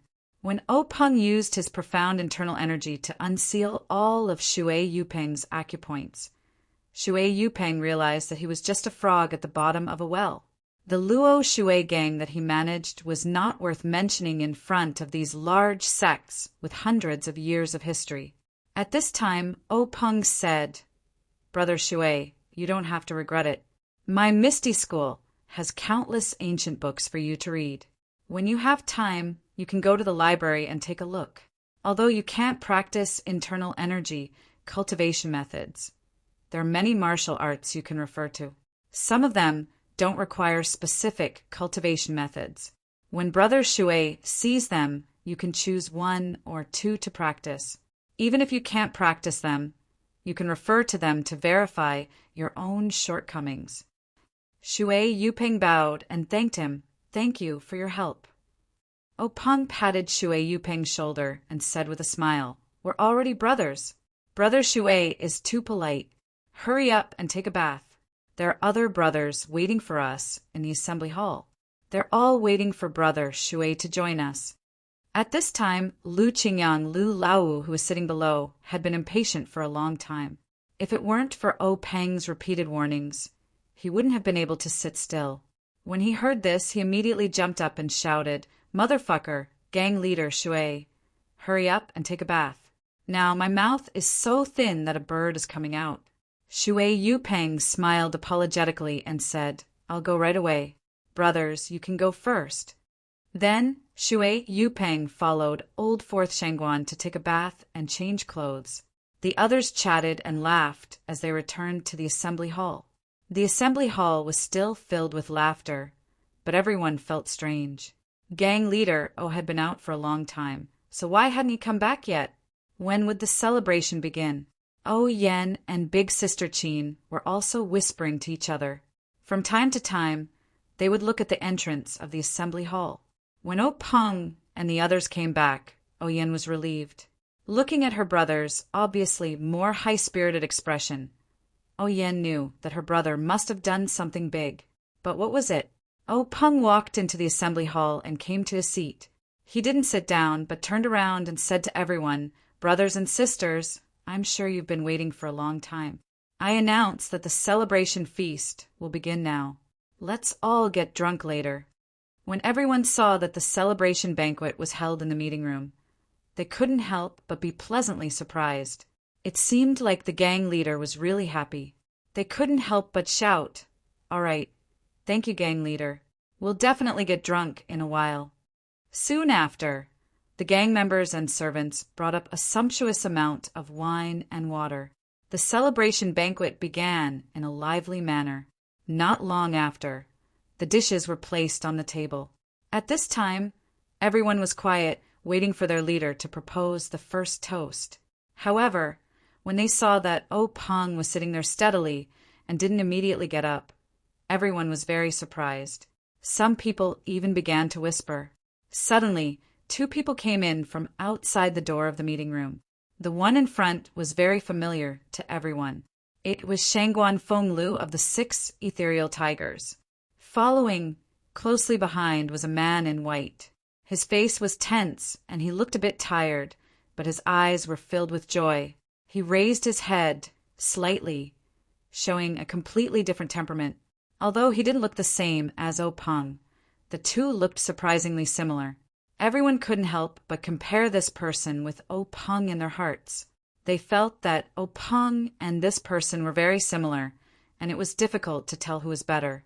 But who was this person? When the man in white followed Shangguan Fenglu to stand in front of Peng, Peng personally stood up and offered the seat next to him. Everyone's doubts grew. Who was this person? He actually had such an identity. Just as everyone was whispering, Peng stood up and raised his wine cup, saying, "Brothers and sisters of the gang, the first toast of today's celebration banquet is a toast to everyone present.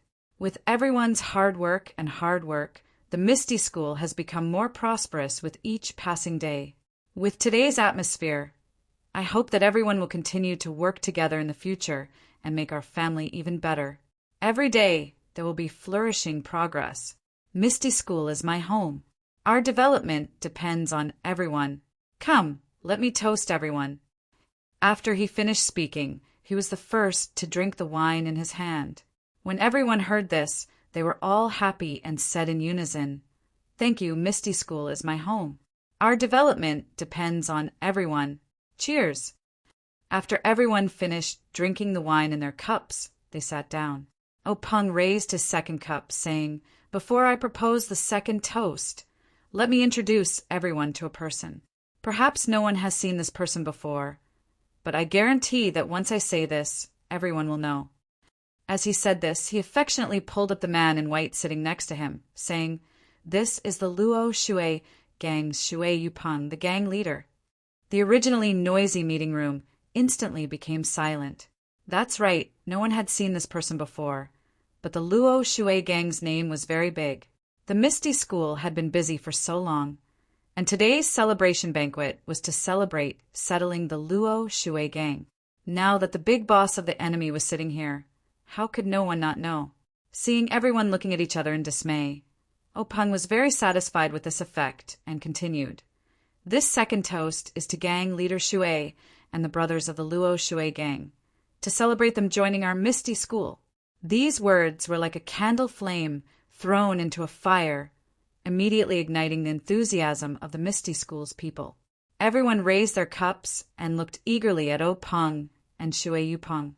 That's right, Although they had taken down the core of the Luo Shui gang, the Luo Shui gang's power was still not firmly in the hands of the Misty School. If Shui Yu Peng did not represent the Luo Shui gang in joining the Misty School, then there would definitely be some fierce battles. Moreover, it would be on water, which the Misty School was not good at. Needless to say, there would definitely be casualties. Now that the Luo Shui gang had joined the Misty School, naturally the two factions would become one.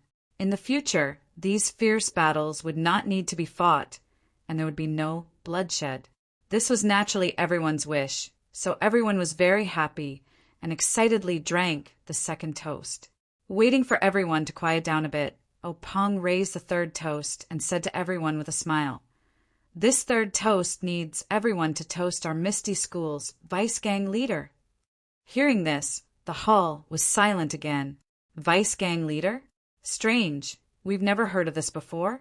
Everyone's gaze turned towards the 6 Misty Tigers, but the 4 of them sat with their eyes down and nose down, not saying anything.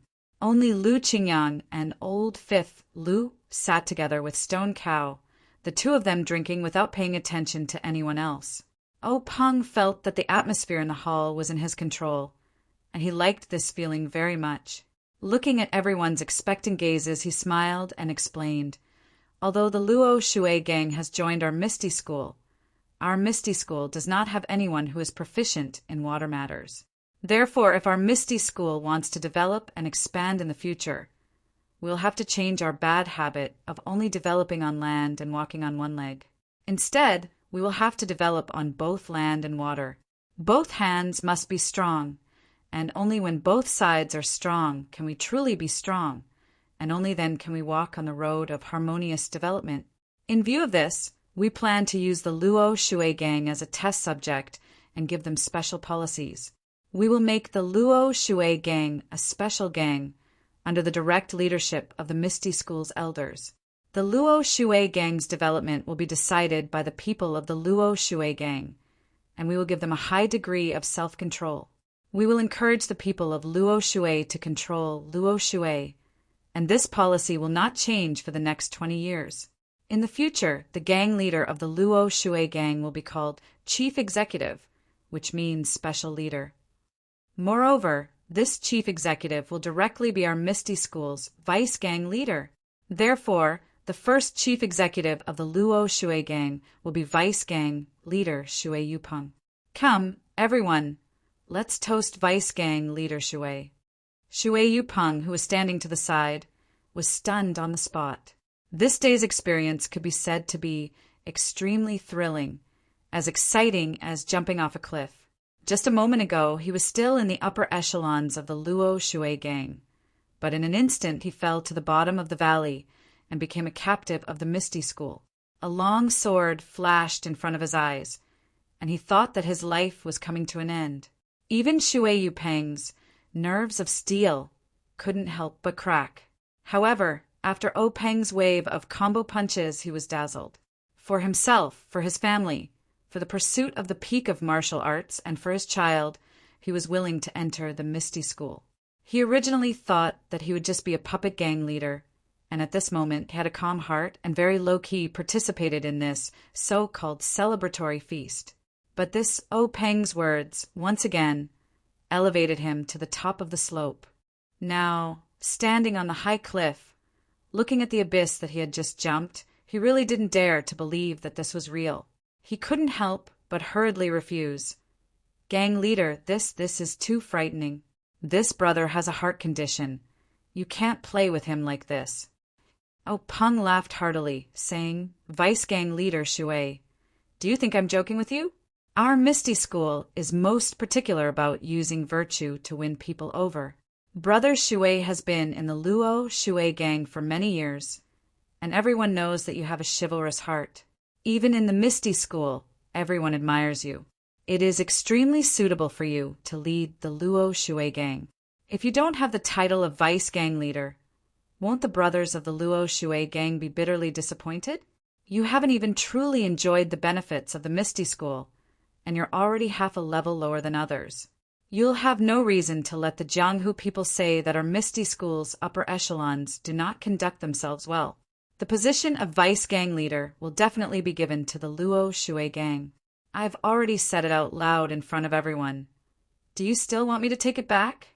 Shui Yupeng was extremely excited and held O Peng's hand as he said, Organization, organization. I finally found an organization. I've been the gang leader of the Luo Shui gang for so many years, but I've never felt the warmth of the Misty School. In the Misty School, I found the feeling of home. In the past, when I was in the Luo Shui gang, I had to cross the river by feeling my way around. Now that I've followed the Misty School, it's truly a broad path.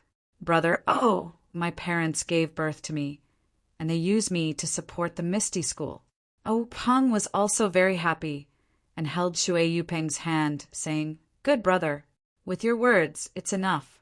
I believe that with the two of us working together, we'll definitely be able to catch up with the great Lin Chao legend and do something that will allow us to conquer the heavens. 0. Chapter 90.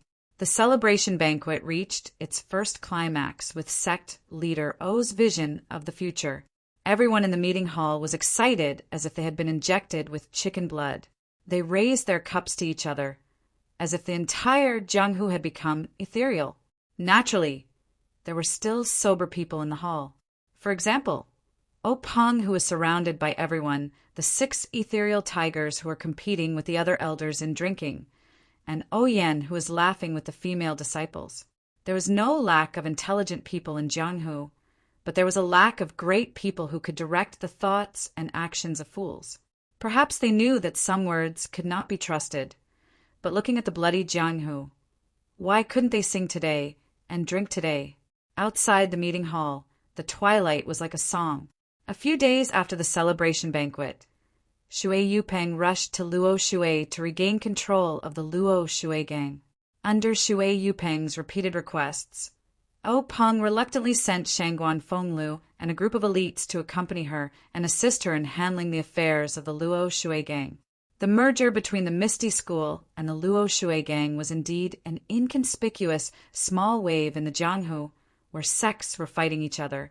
It did not attract much attention, but in some places there were different reactions. Wan Jian Peak Meeting Hall. Wan Chengjiu listened to the report with a gloomy face. He slapped the armrest of his chair and said, If the Misty School continues to develop, how will my Wan Jian Peak deal with it? Everyone, do you have any good suggestions? If not, go to the grassroots and find a few representatives to come up with a proposal for us to discuss. In a flower pavilion of the aroma cult, the fragrance seeped into one's heart. A pair of jade-like hands were holding a piece of fragmented paper. A pleasant voice rang out, Leader O, you are truly extraordinary. This servant's vision is not bad, but I don't know how far you can develop. I'm looking forward to it. In a secluded hut in the Dalin Temple, under the candlelight, a withered hand was holding a small piece of paper. After reading it, 2 fingers pinched it, and the paper was set ablaze. The ashes of the burnt paper floated to the ground. A hoarse voice sounded, What a fool! Such a delicious bait was placed in front of me, and I didn't even get to eat it. Instead, it was taken away by someone else. You made me waste my energy. It seems that I still have to think of a way out.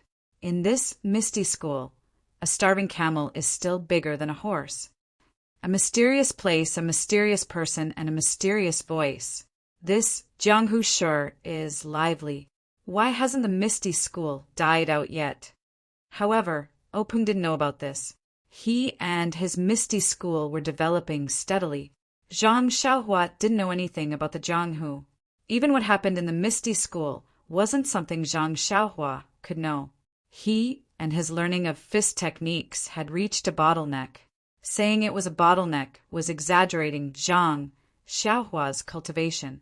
However, after the 4 people from the Misty School roughly taught Zhang Xiaohua some basic fist techniques, a strange phenomenon occurred when they taught Zhang Xiaohua the Lu family fist, the Kai family fist, the Li family fist, the Mo family fist, the Wu family fist, and the Xue family fist based on their own knowledge.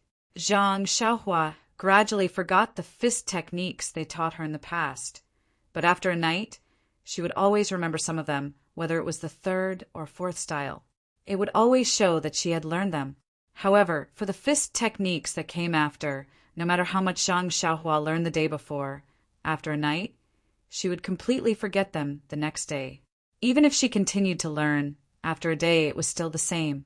He Tianshu was completely scratching his head.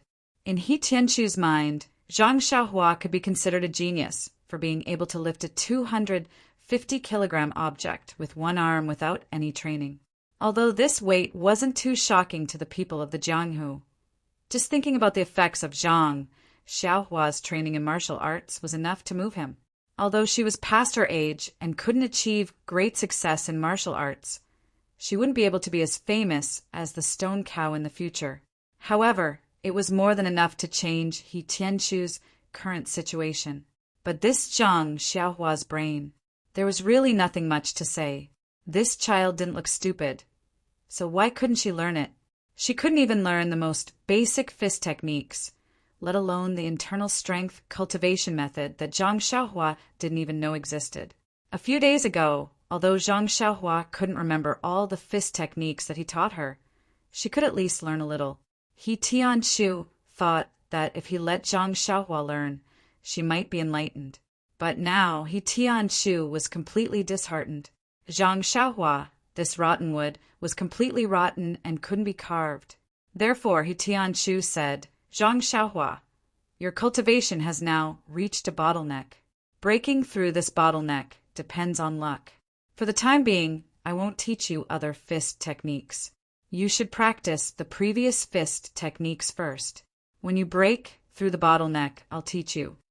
He sent Zhang Xiaohua away and left Zhang Xiaohua to practice the horse dance while thinking about those incomplete fist techniques. However, this Zhang Xiaohua was also very diligent and hardworking. Every day, he would wake up when the sun rose and never return to the house until late at night. He would always practice martial arts at that place, no matter if it was wind or rain. He wouldn't move even if lightning struck him. This kind of tenacity made He Tianshu very moved, but when he thought about his brain, He Tianshu gave up on other ideas. He Tianshu wasn't the only one who was moved. One-armed elder, you also came to watch Zhang Xiaohua practice almost every day. He knew his situation like the back of his hand and nodded his head every time. However, this nod was to affirm Zhang Xiaohua's hard work. It had nothing to do with talent at all. On this day, at night, the wind was clear and the stars were sparse. He Tianshu was in a very good mood. When he saw Zhang Xiaohua practicing the same few moves over and over again, his heart skipped a beat. He called for a pause and said, Zhang Xiaohua, you've been practicing for so long and at least know some fist techniques. Today, I'll let you spar with a real martial arts practitioner. How about it? Zhang Xiaohua looked at He Tianshu and said, Captain He, do you think I can do it? He Tianshu smiled and said, why not? Martial arts experts also start from the basics. You don't have to be afraid. I'll ask little Air to go easy on you and let him spar with you.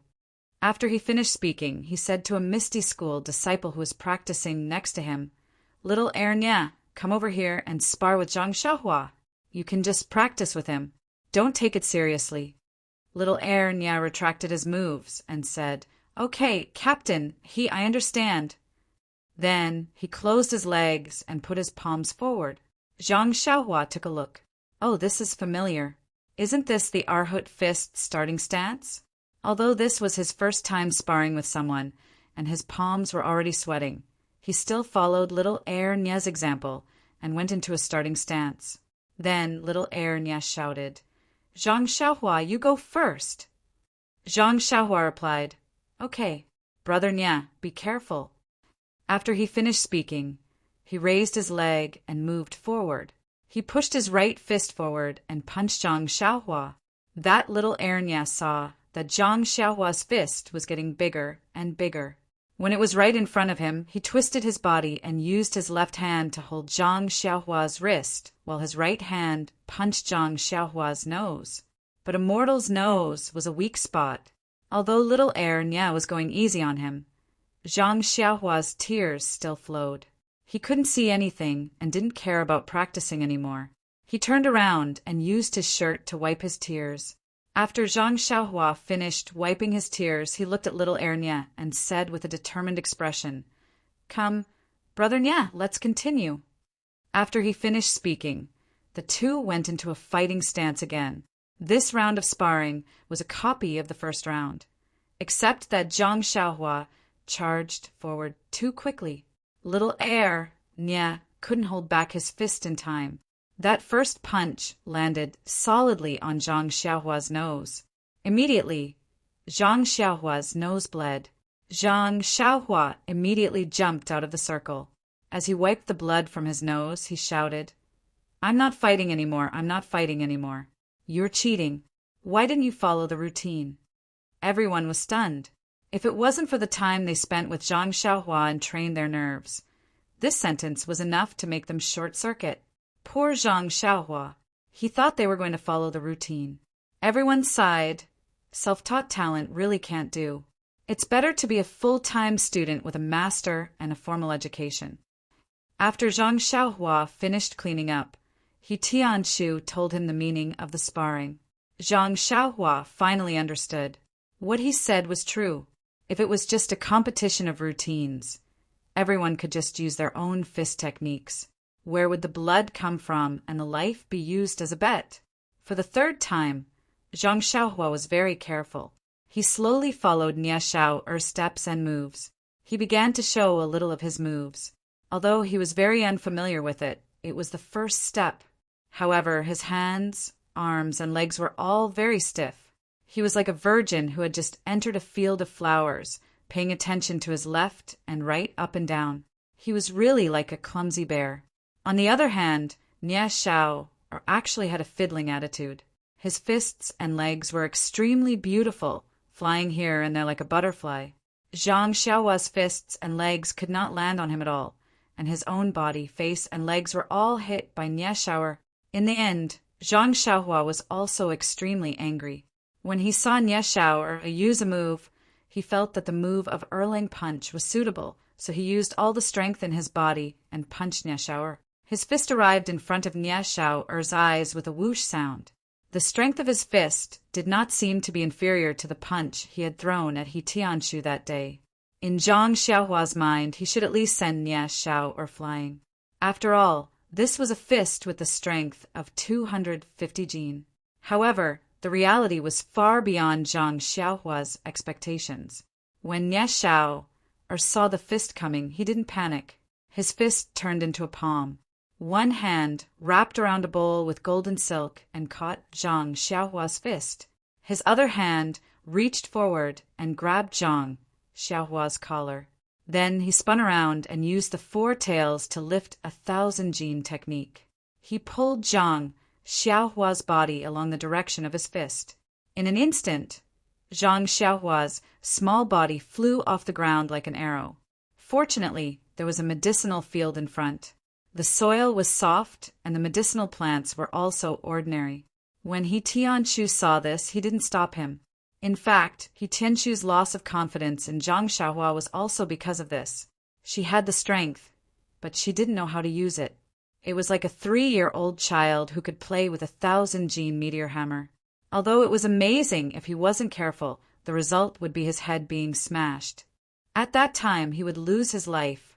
And although Zhang Xiaohua had the strength of 1,000 jin, the path of fist techniques was like rotten wood. She couldn't use her strength. This Nia Xiao was just a low-level disciple of the Misty School. A simple 4 tails to lift 1,000 jin technique was enough to take Zhang Xiaohua's life, let alone others. Not long after, as expected, a dusty Zhang Xiaohua safely returned. Only her clothes were covered in dust, and her hair was covered in mud. At this time, Zhang Xiaohua didn't have the regret and dejection that He Tianshu thought. Instead, she was unusually happy. She walked in front of Nia Xiao and hurriedly asked what fist technique it was. Why didn't she teach it to him a few days ago? Nia Xiao looked at her innocently and pitifully pointed at He Tianshu and said, "Brother, I'll have to let Captain He tell you." Zhang Xiaohua quickly walked over and begged He Tianshu to teach her this fist technique. He Tianshu didn't know whether to laugh or cry and said, Zhang Xiaohua, I'm very supportive of your desire to learn martial arts. But everything has to be done step by step. If you don't have a good foundation, you won't succeed in learning any high-level martial arts. The martial arts that Xiao is using isn't a fist technique. It's just an application of fist techniques. You haven't even learned the basics of fist techniques. How can I teach you? Moreover, this four tails to lift 1,000 gene technique doesn't just require posture. It also requires the application of strength. This is a technique unique to the Misty School. You're not a disciple of the Misty School now, so I don't dare to teach you. Even if you want to learn, I'll have to ask the manor head and wait for the relevant leader's approval before I can consider it. After that, he Tianshu smiled apologetically and said, I'll reveal one more thing. This approval needs to be sought from the various leaders and then passed down layer by layer. By the time it reaches me, I don't know how long it'll take. The style of the higher-ups is debatable. You'd better practice your fist techniques steadily and pass your bottleneck before you can make any plans. Zhang Xiaohua was rejected by He Tianshu and was slightly sad. But he also knew that he had only gained the manor head's favor. It was already good enough that he was fated to learn the fist techniques. And seeing that He Tianshu didn't hide anything from him, he knew that he had learned quite a lot. However, his fist techniques were indeed too weak. Before he learned everything and received He Tianshu's approval, he didn't have the right to complain. Zhang Xiaohua's first martial arts competition thus ended. To Nie Xiao, it was just a game, but Zhang Xiaohua saw a whole new world. At least he knew that the competition didn't follow the rules. Then, it seemed that he suddenly had a flash of inspiration. Even if he didn't learn the full set of moves, he could still compete? Then, why did team leader he keep asking him to learn the full set of fist techniques before talking about the next step? This question stayed in Zhang Xiaohua's mind for a long time, and he didn't have an answer. However, this didn't affect his enthusiasm to practice martial arts. After team leader he and the others from the Misty School washed up and went to bed, Zhang Xiaohua still continued to practice his shabby fist techniques. Zhang Xiaohua had been in the Huanqi Mountain Villa for more than a month. On weekdays, he leveled the herbal field, uprooted the weeds, and watered the fields. What he did was the usual business in the Guozhuang house. He also practiced his fist techniques in the morning and at night. His life was very comfortable. Moreover, the meals were delicious, and there was a constant supply of meat. In Zhang Xiaohua's eyes, this was the life of an immortal. He had long put aside his homesickness and even almost forgot that he had a biological second brother in the nearby Pingyang city. The manservants in the Huanqi Mountain Villa had a few days off every month. They could go out or rest in their own rooms. Naturally, it was very relaxing to rest in the villa. The steward didn't care much about it. If they went out, it would be very troublesome. Not only did they have to report to the steward for approval, they also had to go to the designated place in the villa to file a record and issue a waste token. They would only be allowed to go out after they agreed on a time to return to the villa. On this day, after Zhang Xiaohua finished practicing her fist techniques, she walked into the small house with a frown. However, she found that Ma Jing was actually using a copper basin to wash his feet. Zhang Xiaohua was shocked. She quickly turned her head and thought strangely, the sun still rises from the east as usual. I don't know that this sloppy Ma Jing is actually washing his feet today. As she thought, she quickly walked forward and touched Ma Jing's forehead with concern. Then she touched her own forehead and said in puzzlement, "Brother Ma, you don't have a fever." Ma Jing said angrily, "Of course I'm not sick. Why would I have a fever? It's such a good day. I can go out and breathe in the fresh air. Why would I be sick?" Zhang Xiaohua didn't understand and asked, "Brother Ma, what do you mean? The air in this villa is very fresh every day. It's just that it's different from our house." Ma Jing pursed his lips and said, "You country bumpkin, what do you know? No matter how fresh the air in the villa is, It's not as fragrant as the pollen in Zuishan House. Zhang Xiaohua suddenly understood. Although she had never been to those places, she couldn't help but hear Ma Jing talk about the wonders of those places every day. Naturally, she knew what kind of place it was. Zhang Xiaohua's heart skipped a beat and said, "Brother Ma, I've always heard you mention Zuishan House. It seems like you're going there today." Ma Jing looked around carefully and said softly, "You're young, but you know a lot. You're very smart.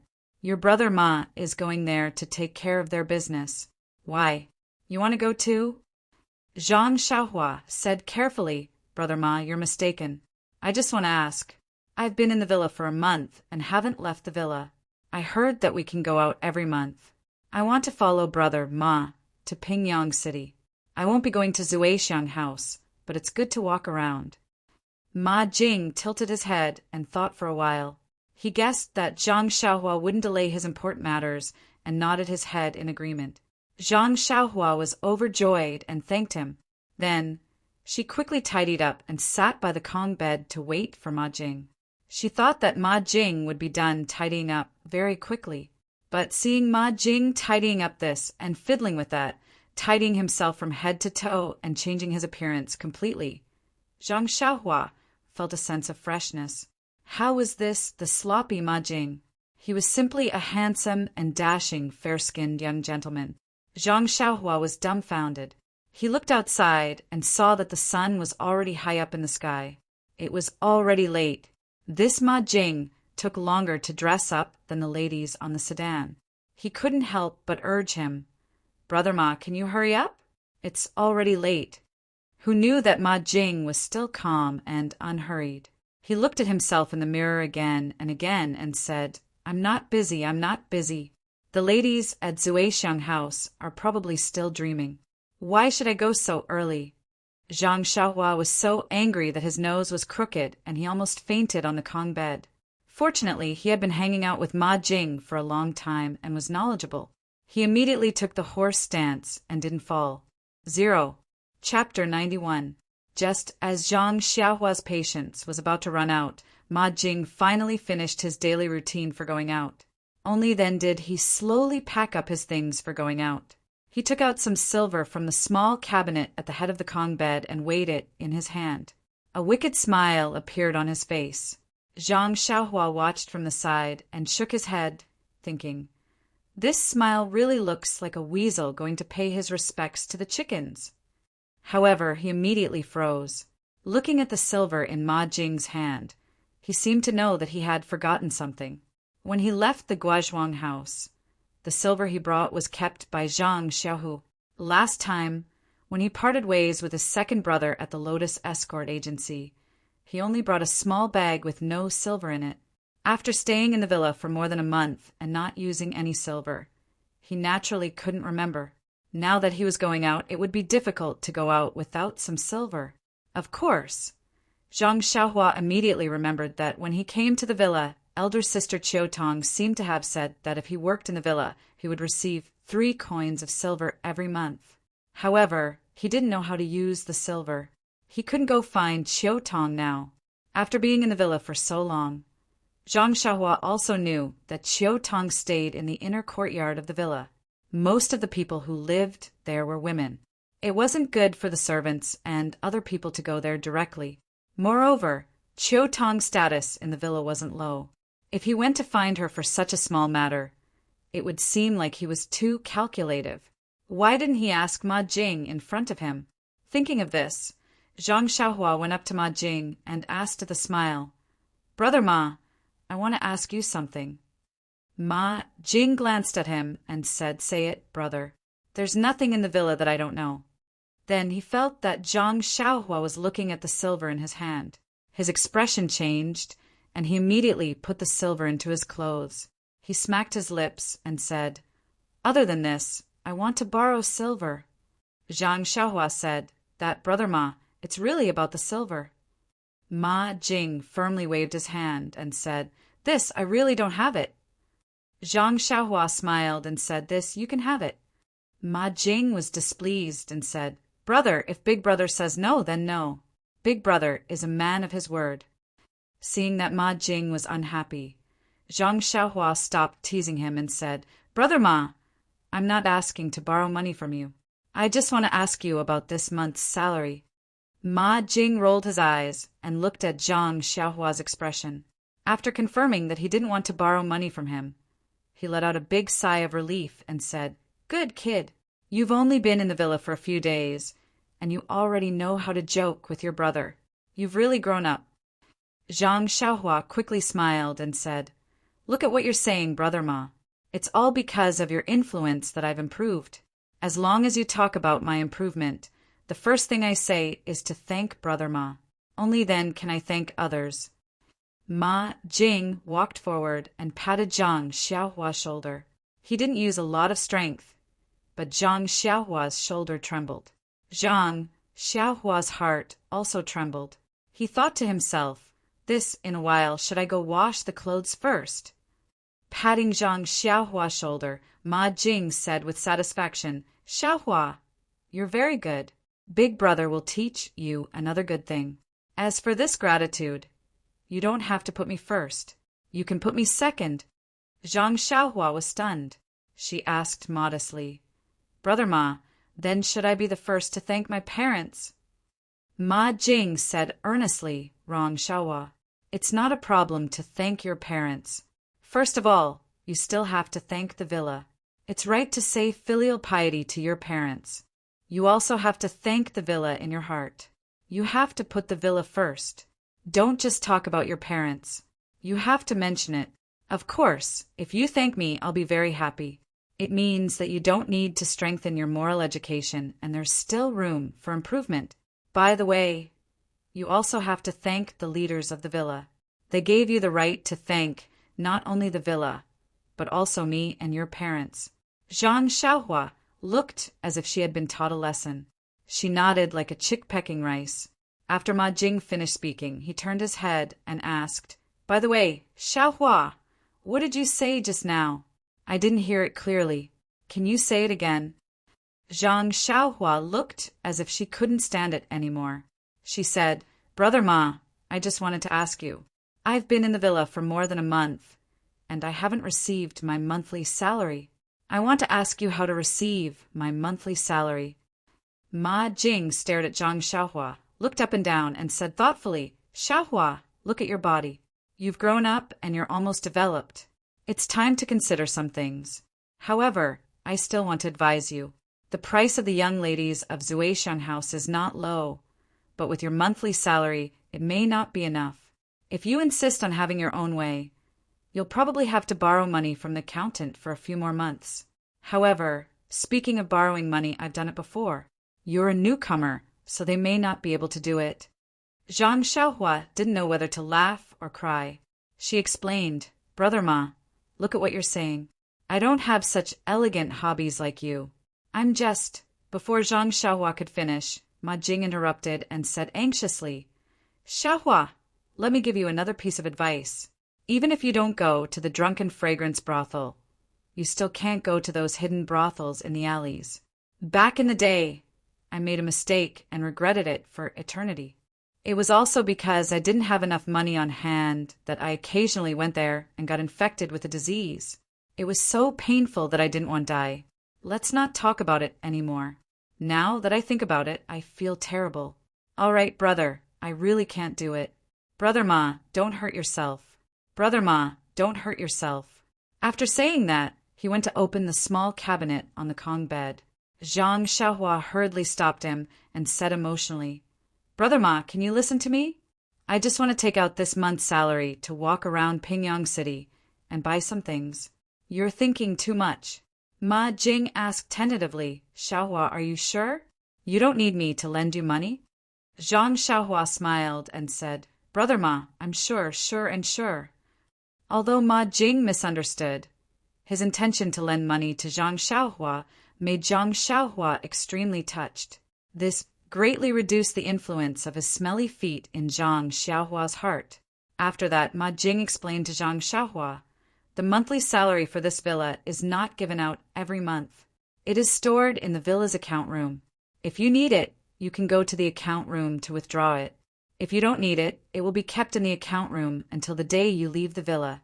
Of course, you can also go to the account room to withdraw it every month and store it in the cabinet like me. Zhang Xiaohua thought for a while and decided to withdraw the first month's allowance first. He would buy whatever he liked in Pingyang City and give the rest to his second brother, Zhang Xiaohu. He might not be able to use the money in the mountain villa, but his second brother might be able to use it. If his second brother did not need it, he would keep it first. However, he did not know if he could think of a way to bring it back to his family. At the thought of this, Zhang Xiaohua asked Ma Jing again, "Brother Ma, do you know how I can bring the money back to my family in Lu Town?" Ma Jing smiled and said, "This is easy. If someone you know returns to Lu Town, you can ask him to bring the letter you wrote and the money back. If you don't have one, you can go to the carriage company and ask them to do it for you. However, the carriage company will charge a fee for such a thing. As for how much they charge, it depends on how far Lu Town is from here. They all have a price. You can go there and ask. However, I heard that the fee is not standard and is quite expensive. Why don't the government properly rectify it? Isn't this unreasonable fee disturbing the social order?" "Oh, right."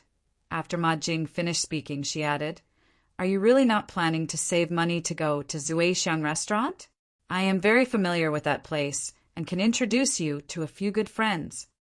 By the time Zhang Xiaohua stood still with the steak, Ma Jing had already packed up and walked out of the small house.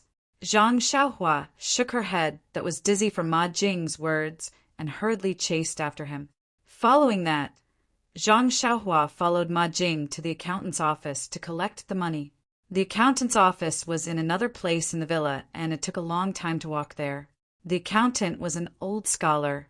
When he saw Ma Jing coming, he frowned and said, "Flatterer, why are you here again? Didn't you collect this month's salary long ago? Don't tell me you are here to buy on credit again, flatterer?" When Zhang Xiaohua heard this, she wanted to laugh. This name really suited Ma Jing. The pronunciation of Ma Jing's name was also very similar. Thinking about Ma Jing's usual behavior, he really did have the potential to be a flatterer. However, she had been here for so long, why hadn't she heard anyone call him that? Flatterer, this name was often called by people in the past. Later on, the manservant in the villa changed, and fewer people knew about it. Naturally, not many people called him that. Usually, when Ma Jing came to the accountant's office, this accountant called him that and felt that it was very affectionate. Now that there was a new little brother following behind him, this Ma Jing's face turned a bit red. He hurriedly went forward and said, "Listen to what Mr. Tong is saying. Although I, Ma Jing, am not talented, I won't always come to the accountant's office to buy on credit. Those who can come to buy on credit are those who have difficulties in life." Old Mr. Tong muttered, "That's right." Not repeatedly, but at least 7 or 8 times a year. Then he turned to look at Zhang Xiaohua and said, "Young man, what is your name? This time you came to the accountant's office to withdraw all of your money, or a part of it." Zhang Xiaohua hurriedly went forward and said respectfully, "Old Mr. Tong, my name is Zhang Xiaohua. I've only been here for a month, so I don't have much money. Please withdraw all of it." Old Mr. Tong looked at Zhang Xiaohua and said worriedly, "It's okay to give all of it to you. It's your money anyway. However, you have to be careful. Don't spend money recklessly." After saying this, his eyes glanced at Ma Jing. Ma Jing seemed to have noticed old Mr. Tong's gaze. He immediately looked up at the roof of the accountant's office and studied the large peony flower painted on the roof. Zhang Xiaohua said submissively, "Don't worry, old Mr. Tong. I want to give the money to my second brother first, and see if he has any use for it. Then, second brother will think of a way to bring it back to my parents." When old Mr. Tong heard this, he was very happy and said, "You're very good. You're a good child. You're not like some people who always take their hard-earned money and learn how to be romantic. In the end, they don't get any points for pretending to be cultured and elegant. Instead, they get a lot of problems." Ma Jing's face became redder, and he studied it more attentively. The withdrawal procedure was actually very simple. They just had to compare it with the register and sign or leave a fingerprint. Because it was Zhang Xiaohua's first time here, they had to leave a fingerprint. Not long after, Zhang Xiaohua finished the procedure. She carefully put away the first money she had earned in her life. Then, Zhang Xiaohua said goodbye to old Mr. Tong. Old Mr. Tong liked Zhang Xiaohua very much. He talked to him a lot and treated him as if he was his own grandson. Seeing Zhang Xiaohua come out, Ma Jing's research project also came to an end. He pulled Zhang Xiaohua and left quickly. Old Mr. Tong opened his mouth and swallowed the words that he didn't say. However, when old Mr. Tong turned around, he suddenly stopped and said, "That's not right. How can Zhang Xiaohua's monthly salary be more than that of a flatterer? Why didn't I notice it just now? Could it be that the manager wrote it wrong?"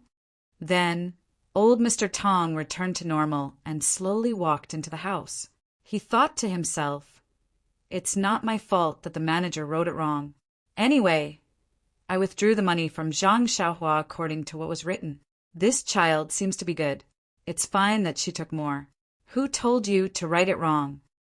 Of course, Zhang Xiaohua and Ma Jing didn't know this. They were walking out of the manor. The last time Zhang Xiaohua entered the manor, he took a carriage and came in from a large side door. However, this accounting house was not on that road. He didn't know the road that Ma Jing took him. In fact, they went out from the original road. He guessed that Zhang Xiaohua didn't know either. The counting house was not far from the side door. The two of them arrived at the door in a short time. This side door was still guarded by guards.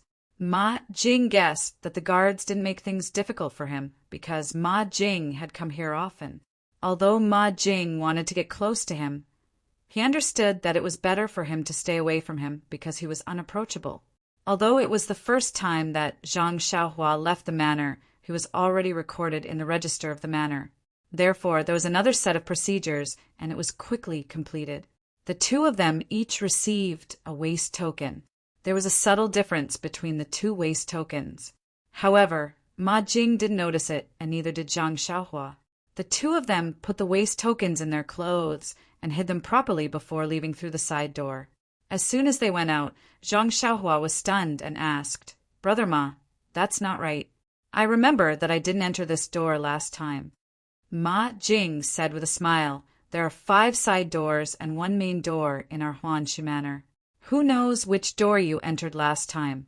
By the way, brother, you must keep this waste token well. When you enter the manor later, you have to take it back.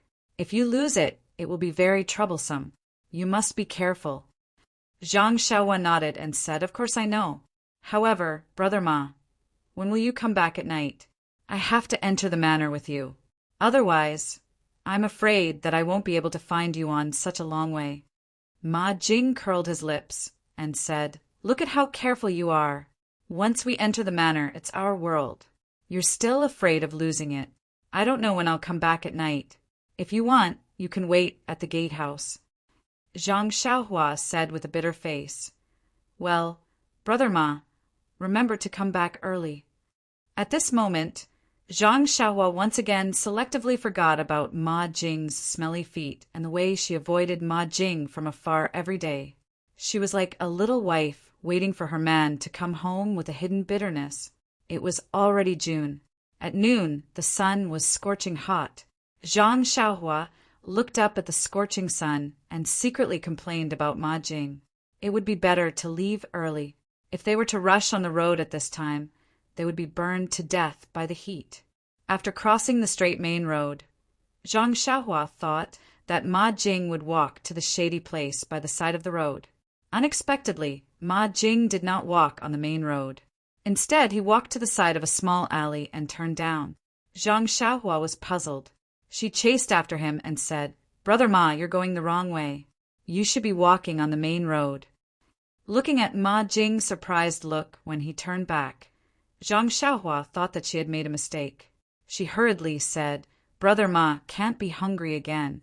Looking at the sky, it's only right to eat something."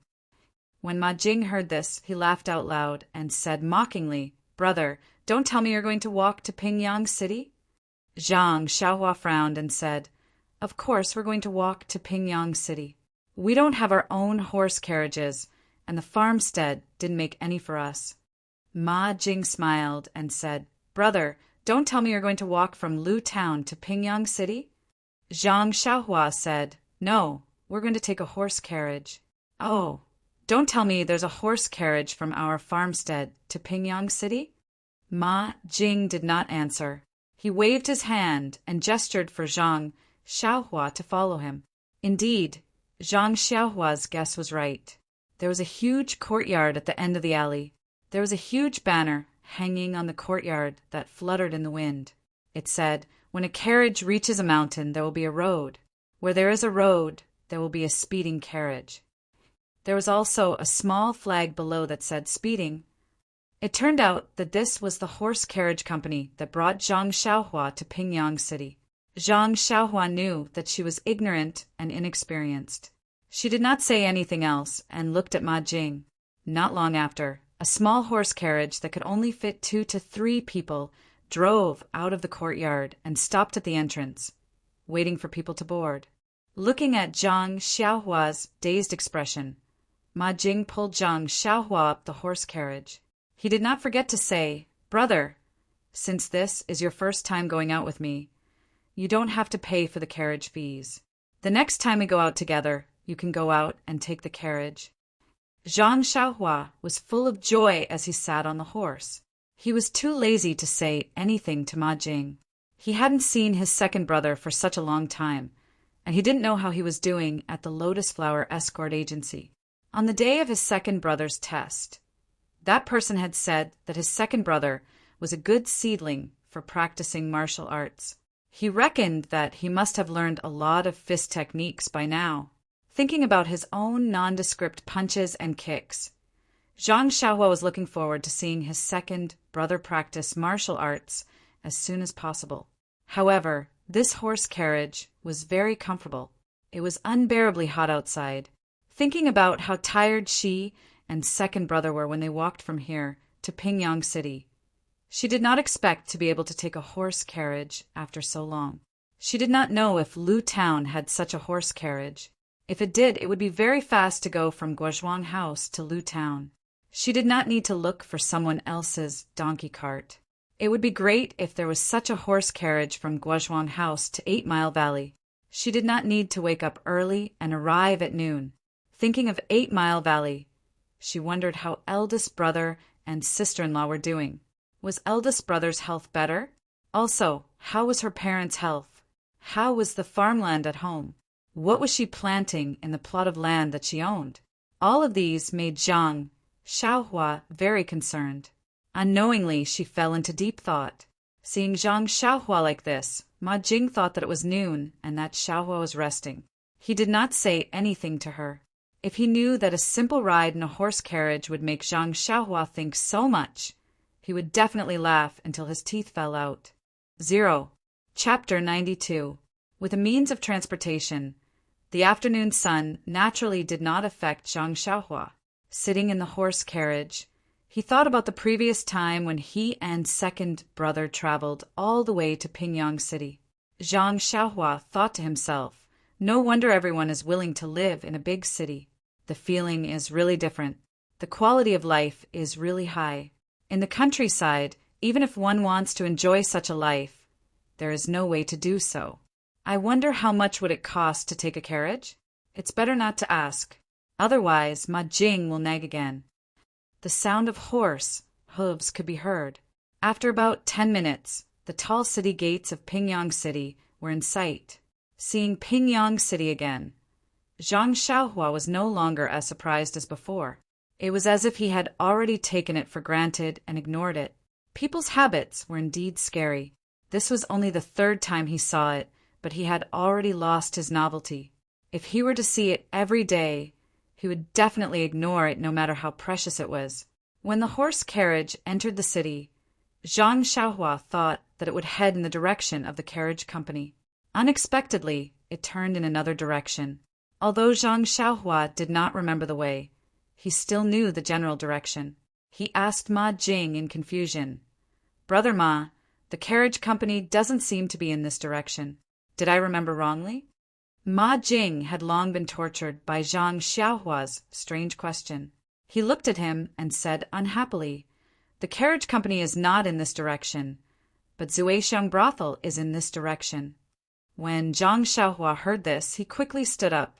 Fortunately, he was still short and almost touched the roof of the horse carriage. Ma Jing was shocked when he stood up and asked, "What's wrong, brother?" Zhang Xiaohua said with a red face, "Brother Ma, I really don't want to go to Zuixiang brothel.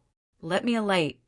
Ma Jing looked at Zhang Xiaohua's embarrassment and laughed out loud. He said to the front of the horse carriage, "Coachman, please stop for a while and let my brother alight." The horse carriage stopped. Zhang Xiaohua quickly jumped down from the horse carriage, afraid that the horse carriage would continue moving and bring him to Zuixiang brothel. Ma Jing leaned half of his body out of the horse carriage and asked, "Brother, do you know the address of the carriage company? You can go to the carriage shop and look for a carriage. Don't forget, you still have to walk back. Also, where are you going? I can get a carriage to send you back later." Zhang Xiaohua smiled and said, "I know, Brother Ma. You don't need a carriage. Just remember to go back early tonight." After saying that, he waved his hand and ran away. "Come back earlier? It's not easy for me to come out. It would be strange if I returned early," Ma Jing said to himself as a lewd smile appeared on his face. Zhang Xiaohua ran along the road for a while. When she felt that she was far away from the carriage, she stopped and asked a shop assistant for directions to the Ming Lianhua escort agency. Although it was already noon, the wide roads of Pingyang City were still crowded with people. Zhang Xiaohua squeezed through the crowd with great effort. As he squeezed through the crowd, he was also paying attention to whether anyone was thinking about the money in his arms.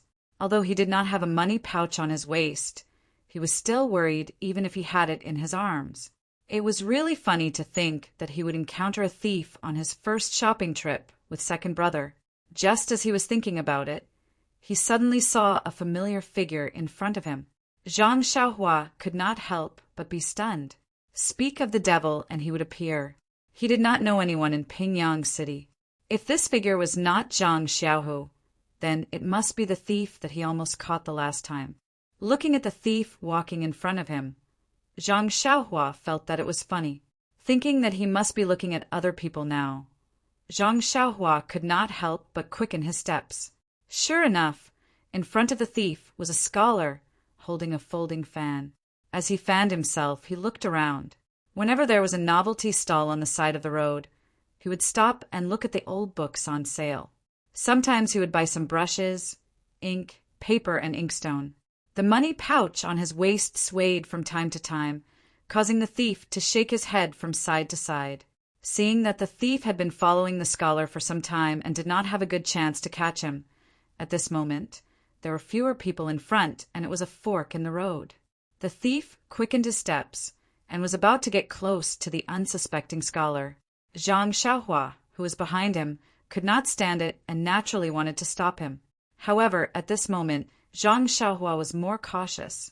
She remembered that when she caught the thief last time, a group of people surrounded her and she was still shielded and escaped. Zhang Xiaohua looked around and thought that these people were also around. If she rushed forward rashly, she might be able to catch the thief, but they were a group of people and she was no match for them. Last time, second brother was around and they did not make a move. This time, she was alone and she might be plotted against by them.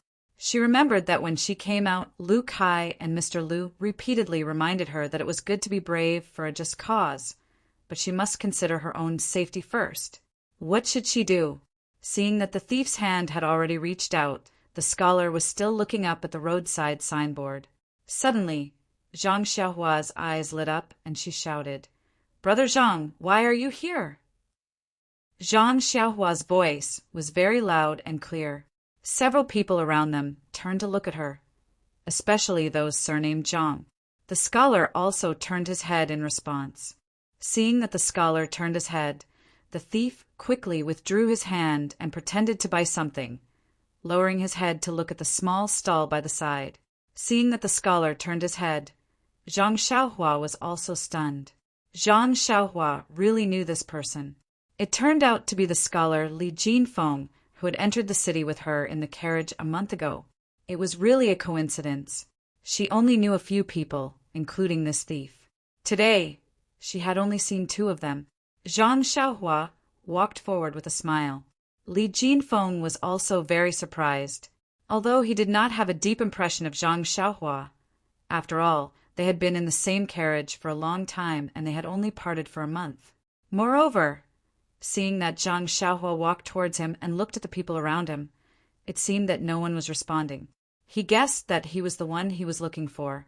Zhang Xiaohua went forward and said, "Brotherly, hello."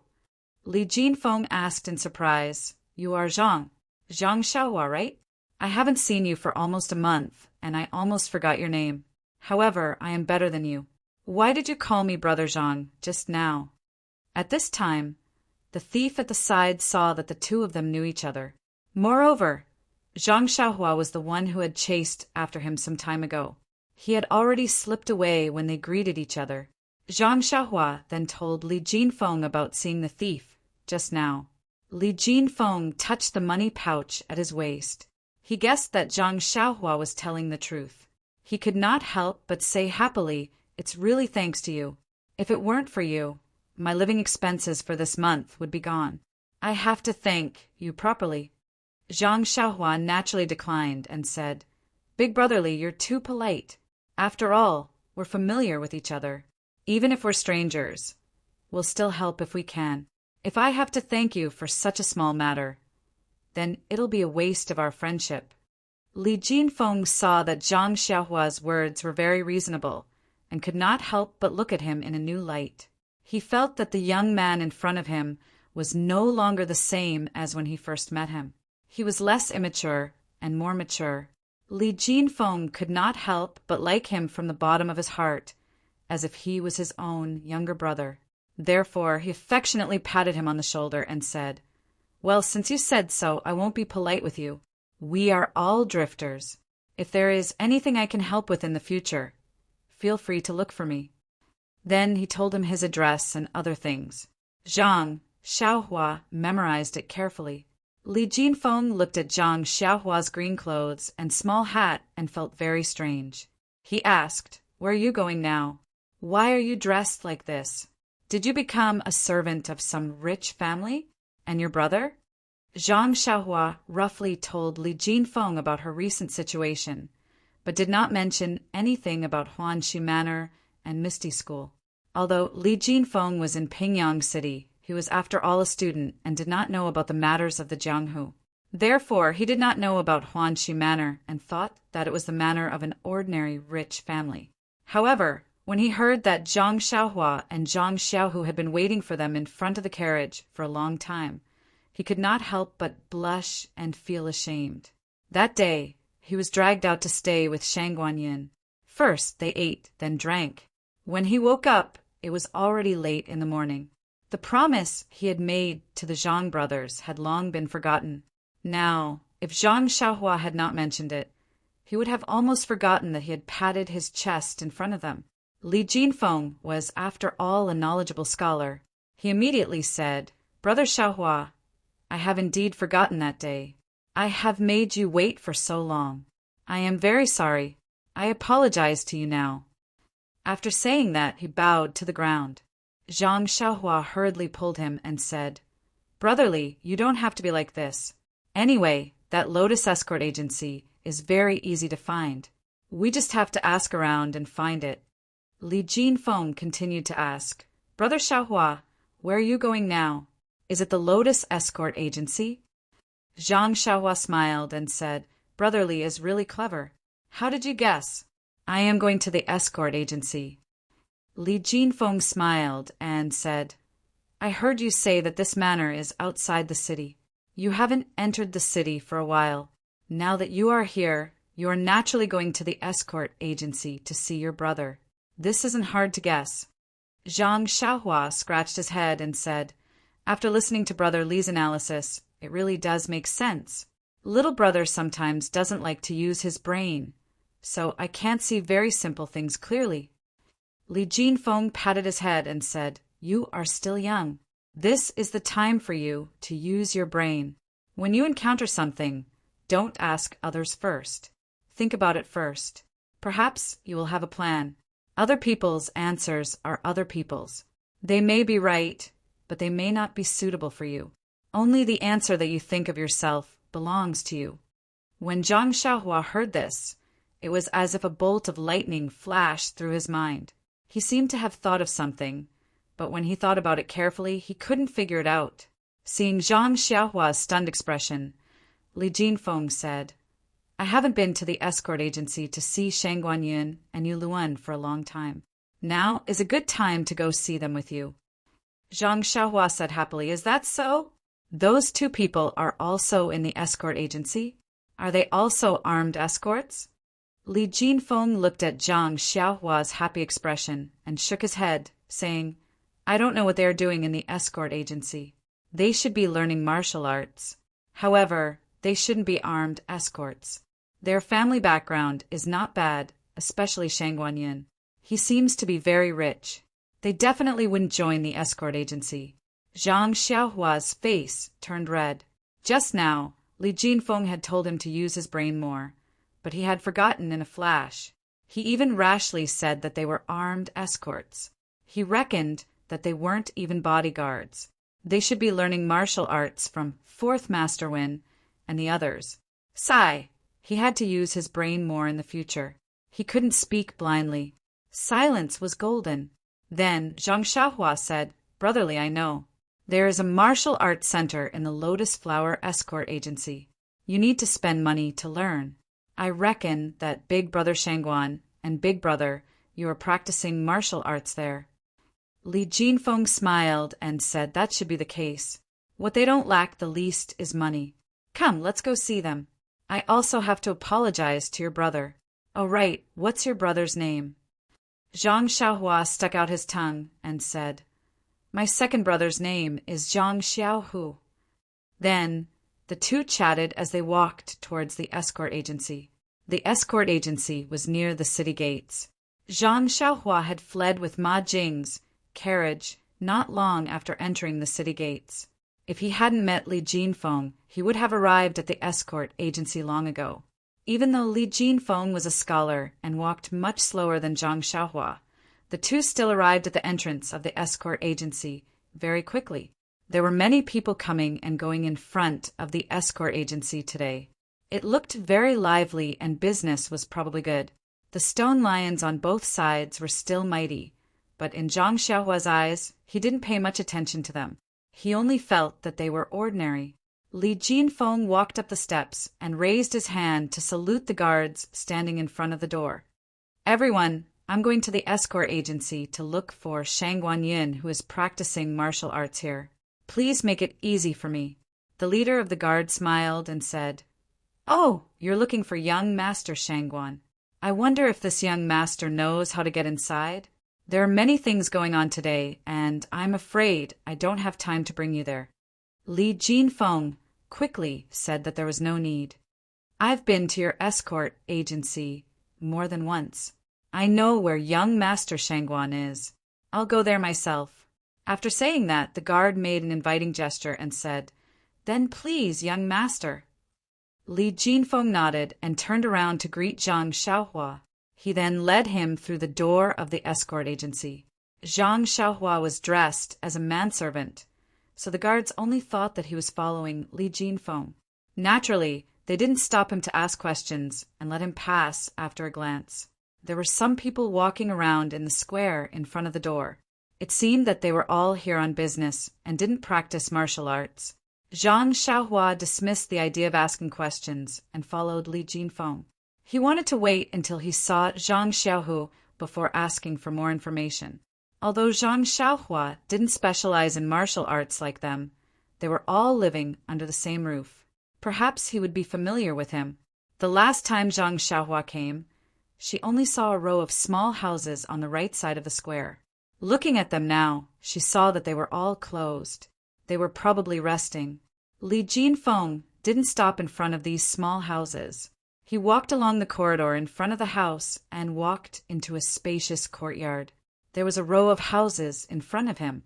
It was all so quiet. Many large trees were planted in the courtyard, making it very shady.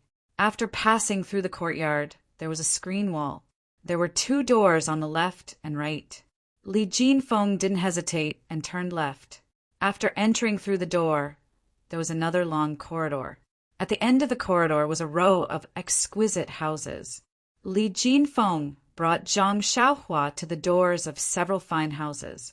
After carefully identifying them, he walked to the one in the middle and quietly knocked on the door. After a while, a lazy and slightly hoarse voice said, "Who is it? What's the matter?" When Zhang Xiaohua heard this voice, her heart skipped a beat. Wasn't this Yu Luan's voice? She actually remembered that he didn't seem to have spoken much to her. Sure enough, Li Jinfeng said, "Brother Yu, it's Li Jinfeng. I'm here to see my 2 brothers." Before he finished speaking, another voice sounded. "Oh, it's Brother Jinfeng. Come in quickly. You haven't been here for many days. Are you busy with your homework?" This voice had a slight arrogance. It was Shang Guanyin. Li Jinfeng pushed open the door and entered. He smiled and said, "I'm not busy with my homework. I'm just preparing for some exams. I don't have much free time. When I have time, I come to see the 2 heroes." Inside the room, Shang Guanyin and Yu Luan were sitting on 2 chairs. They were still a little sleepy. It was obvious that they had just woken up from their afternoon nap. When they saw Li Jinfeng come in, they both stood up and nodded in greeting. Then they sat down. They were probably familiar with each other and didn't have to be so polite. "Haha, brotherly, you're too polite. When it comes to heroes, Brother Shangguan is naturally worthy of the title. I'm just a mediocre martial artist. I really don't deserve that title." Yu Luan said very modestly. Shang Guanyin said, "Yu Luan has also improved recently. If you practice harder, you will have a bright future. There's no need to belittle yourself." When the 2 finished speaking, Li Jinfeng said again, "I brought an acquaintance today. Guess who it is?" "An acquaintance? An acquaintance?" The 2 looked at each other blankly. Li Jinfeng smiled and said to the outside, "Zhang Xiaohua, come in." Zhang Xiaohua then walked in with a smile. She bowed to the 2 of them and said, "Greetings to the 2 brothers. We haven't seen each other for more than a month." The 2 of them looked at the greeting and were puzzled. Why would this follower of Li Jinfeng say such things to them? After taking a closer look, they realized that this was the young man from the countryside who sat in the same carriage as them when they came to Pingyang City. He had just changed into a servant's clothes. Shang Guanyin saw Zhang Xiaohua bowing and did not get up. He nodded as a return of the greeting. Yu Luan did not return the greeting. He just walked forward and said, "Zhang Xiaohua, you were in the same carriage as us. Haha, how did you become a servant under Brother Li?" Li Jinfeng heard and quickly explained, No, I can't even take care of myself. How can I find a servant? This Xiaohua brother is working at Huanxi Manor." "Huanxi Manor?" Shang Guanyin heard and raised her eyebrows, saying, "That's a good place. The treatment should be good. Zhang Xiaohua, you're lucky to find a good place as soon as you arrived in Pingyang City." Yu Luan asked, "Is Huanxi Manor very famous?" Shang Guanyin looked at him and said, "Huanxi Manor is the property of the Misty School. Like the Lotus Escort Agency, it is under the management of the Misty School." Yu Luan then understood and continued to ask Zhang Xiaohua, "Oh yes, Zhang Xiaohua, didn't you want to come to the Lotus Escort Agency with us the last time you came to Pingyang City? Why did you go to Huanxi Manor?" Zhang Xiaohua blushed and said, We originally wanted to come to the escort agency to practice martial arts. However, the people there said that we have to pay to practice martial arts. We didn't have any money, so we could only..." Without waiting for Zhang Xiaohua to finish, Yulin laughed and said, "I knew it. When you asked about the Lotus Escort Agency that day, I was puzzled as to why you came to the agency. I didn't expect you to have the intention to practice martial arts. If I had asked you more at that time, I would have dispelled your delusion. The poor study, but the rich practice martial arts. How can you learn martial arts without money? The cultivation of martial arts is not something a person like you can imagine. It's better for you to work hard as a servant. Once you've earned some money, you can go home and buy a piece of land. When it's bigger, you can marry a wife and take care of your wife and children. Please add it to your collection, thank you. 0. Chapter 93. Yu Luan's words were very rude, but they were also unreasonable. When Li Jinfeng heard it, he looked at Zhang Xiaohua's red face and felt quite distressed. Although he was a child from the countryside and was somewhat inexperienced, he had just helped him drive away the thief. Moreover, along the way, his words and actions were full of generosity, which left a very good impression on Li Jinfeng. Therefore, he continued to say, "Brother Yu, what you said is wrong. Brother Xiaohua, wholeheartedly pursuing martial arts is a good thing. A warm-hearted person like him who can practice martial arts will certainly help a lot of people." Yu Luan saw that Li Jinfeng was helping Zhang Xiaohua, but did not stop. He continued to say, "Brother Shangguan, you are a scholar, so you don't know how difficult it is to practice martial arts. On the road of martial arts, without money and aptitude, you will never succeed. It is better not to learn martial arts. If there is any trouble, if you try to help yourself, you will lose your life in vain. Don't you think so, Brother Shangguan?" Shangguan Yin did not say much, nor did he look at Zhang Xiaohua. He just nodded. At this time, Li Jinfeng felt strange. He did not care about Zhang Xiaohua's matter and asked Shangguan Yin with interest, "Brother Shangguan, what is the reason for this? This little brother is very curious. Can you explain it to this little brother?" Shangguan Yin frowned and said, "Brother Li, to put it simply, as long as you have a few copper coins, you can buy books and you can study. At worst, you can spend a small amount of money to find a teacher to teach you how to read and write. Teachers can be said to be everywhere, right? But practicing martial arts is different. Let's not talk about other things. Just take me as an example. I've liked practicing martial arts since I was a child, and my family's financial situation is not bad. My father hired a martial master from a young age to teach me martial arts, and even spent a large amount of money to buy precious medicinal herbs for me to bathe in and treat my injuries. Martial masters are already few in number, and those with great ability are even fewer. I don't know how many times I've changed masters, but I finally found one with real ability, and only then was I able to learn some things. That's not it. That master is old and wants to retire to his hometown. My father doesn't want me to continue practicing martial arts, saying that it's fine as long as I have a strong physique to protect myself. That's why I secretly ran out and went to the Lotus Escort Agency to learn martial arts. With my foundation of practicing martial arts since I was a child, and even spent a considerable amount of money to let me in to learn, how could someone like Zhang Xiaohua possibly learn martial arts?" Finished speaking, Shangguan Yin shook his head and smiled gently. It was not a contemptuous smile, but a gentle smile, as if he was talking about the ambition of a manservant in his manner. It was a kind of comment from top to bottom, a kind of disdain that came from the heart. Yes, it was the kind of disdain that came with a wave of the hand. Yu Luan was not the only one who felt it. He smiled knowingly and looked down at Zhang Xiaohua. Li Jinfeng also felt it, but he knew that Shangguan Yin came from a rich family, and this Zhang Xiaohua's identity was equivalent to his family servant. It was already good enough that he said so much. If it were other rich playboys, they would have already spoken ill of him. His actions showed that he did not have any ill intentions towards Zhang Xiaohua. It was just a habit. However, he immediately thought of himself and realized the gap between himself and Shangguan Yin. He was originally a poor scholar who came to Pingyang City to study. He met Shangguan Yin by chance and felt that he was a good person and wanted to befriend him. Now, looking at Shangguan Yin's attitude, was his intention of befriending him? Naturally, Zhang Xiaohua was embarrassed when she heard this. However, it was not the first time that she was criticized. Moreover, she thought that she had already taken the first step on the road of martial arts.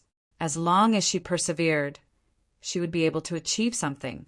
Instantly, she felt relieved and the whole world became bigger. She said with a smile, Young Master Shangguan is right. Every word is from the bottom of my heart. However, there are many ways to practice martial arts, and it is not necessarily the same way.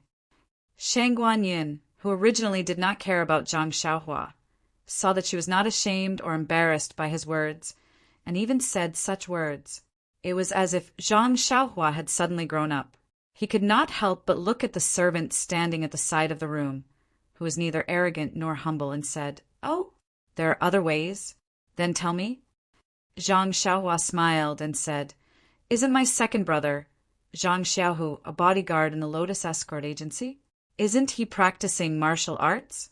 Yu Luan and Li Jinfeng, who had just heard Zhang Xiaohua speak very well, were also listening attentively.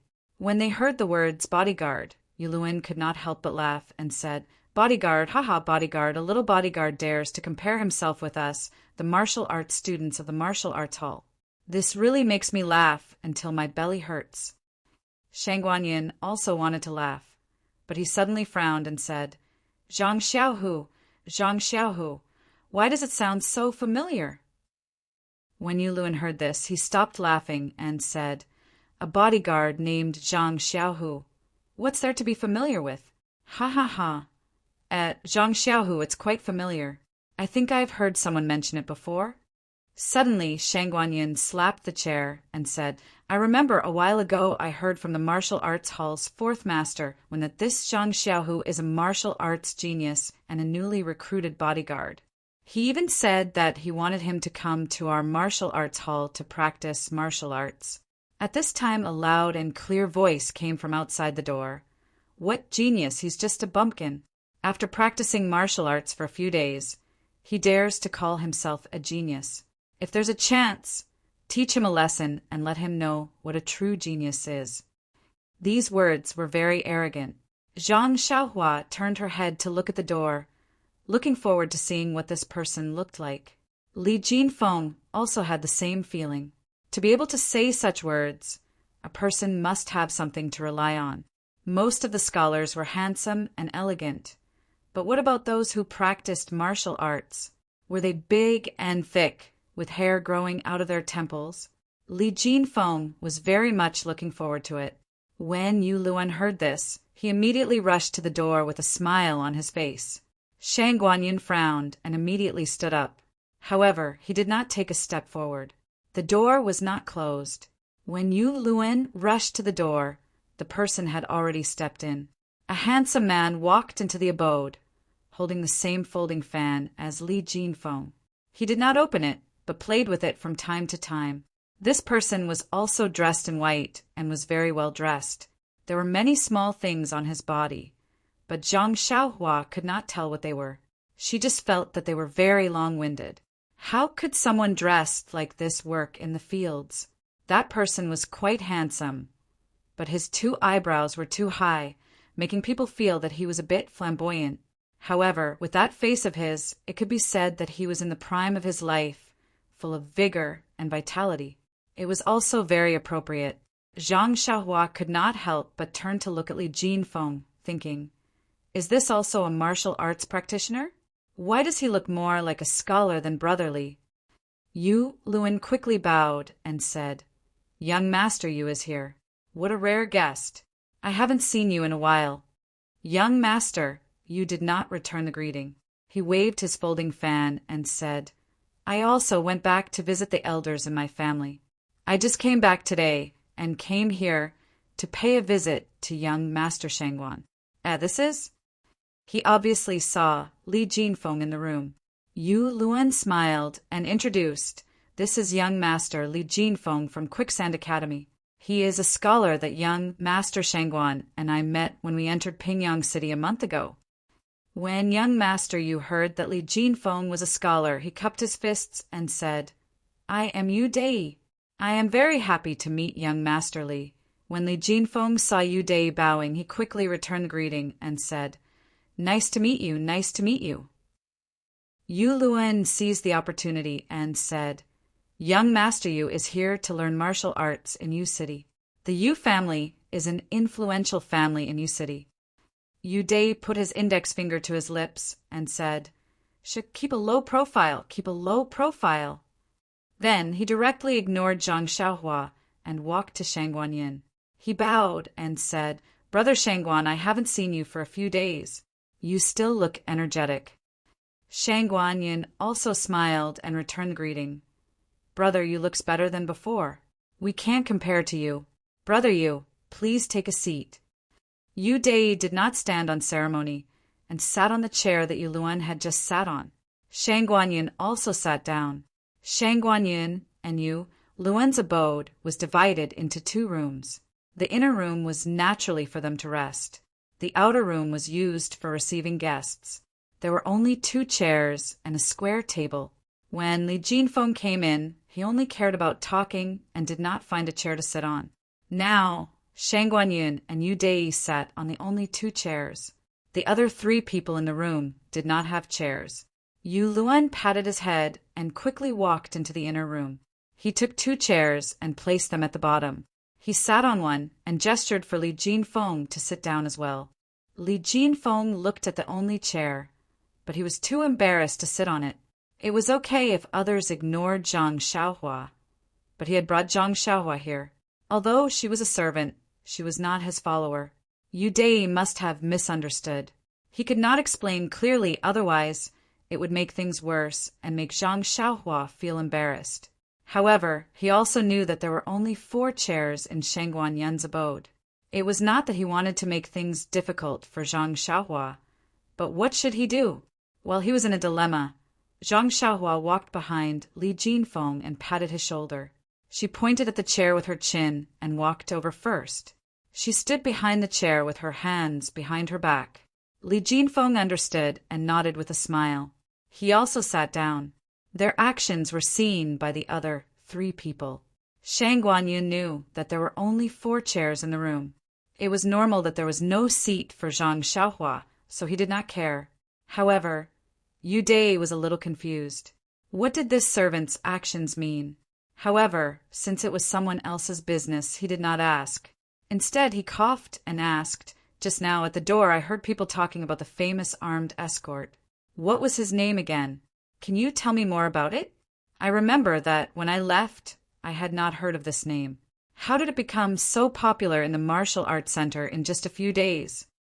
Yu Luan glanced at Zhang Xiaohua and said, "Young master Yu, his name is Zhang Xiaohu.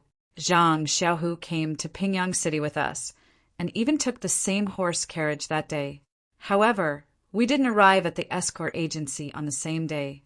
Like young master Yu, we entered the martial arts dojo.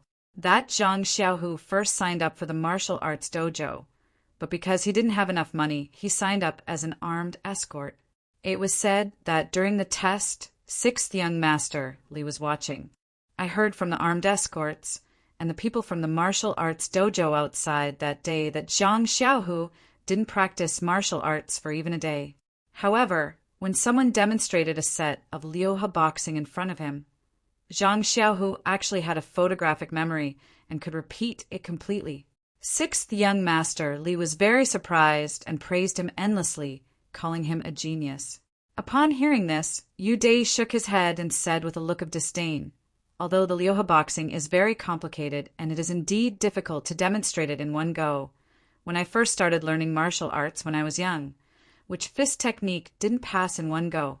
I remember that I have a distant cousin who also learned the Liuha boxing for the first time. Although he did not learn it in one go, he was able to learn most of it. With Zhang Xiaohu's talent, it is considered rare. If he were to say that he is a genius, it would be too sensationalist." When Zhang Xiaohua heard this, she was unhappy. Although Yu Luan was exaggerating, he was still her brother. Of course, she was willing to hear others praise him. Now that Yu Dei had rebutted her, she knew that what he said made sense. However, she still felt that he was a little jealous, so she did not think much of it. Shang Guanyin continued Yu Luan's words and said, "Brother Yu, what you said makes sense. I did not participate in the incident that day. However, when I heard it, I also felt that it was strange. This incident was just normal. It was just a bodyguard. There is nothing special about him. However, there is something that Brother Yu does not know." Yu Dai was stunned and said, "Please enlighten me, Brother Shangguan." Shangguan Yin continued, "When Zhang Xiaohu joined the escort agency as a bodyguard, I had not yet come to the martial arts hall. However, Brother Yu was in the martial arts hall at that time. Why didn't you hear this news? Moreover, before Brother Yu returned to Yu City, didn't you also stay in the escort agency with Zhang Xiaohu? Why didn't you hear this news?" Yu Dai said disapprovingly, "He was just a lowly bodyguard. How would I know? We don't practice martial arts together. Don't tell me you want me to go to the place where the servants practice to take a look?" Shangguan Yin also laughed and said, "Brother Yu's words make sense. Actually, Zhang Xiaohu did not become famous during Brother Yu's time in the escort agency. It was recently." At this time, Shangguan Yin also glanced at Zhang Xiaohua and said, "According to some of the brothers in the martial arts hall, ever since Zhang Xiaohu became a bodyguard, other than the usual training, he only practiced fist techniques. However, he was also strange. No matter how Sixth Master Li advised him, he only practiced the Liuha fist. Sixth Master Li saw that he was already very good at it and was prepared to teach him other fist techniques. However, he refused to learn. He said that he was not proficient in the Liuha fist and that he would improve every time he practiced it. He even told Sixth Master Li that he would only learn other martial arts when he felt that he could no longer improve. At first, Sixth Master Li thought that Zhang Xiaohu was joking. However, after waiting for more than 10 days, Zhang Xiaohu was still practicing the Liuha fist. He could not help but get angry and gave Zhang Xiaohu a final warning. He would give him a few more days to think about it. Otherwise, he would not let him practice other martial arts. However, after waiting for more than 10 days, Zhang Xiaohu still did not beg for mercy.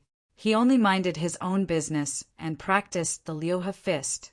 Sixth Master Li originally wanted to ignore him. However, he thought that Zhang Xiaohu was a good seedling.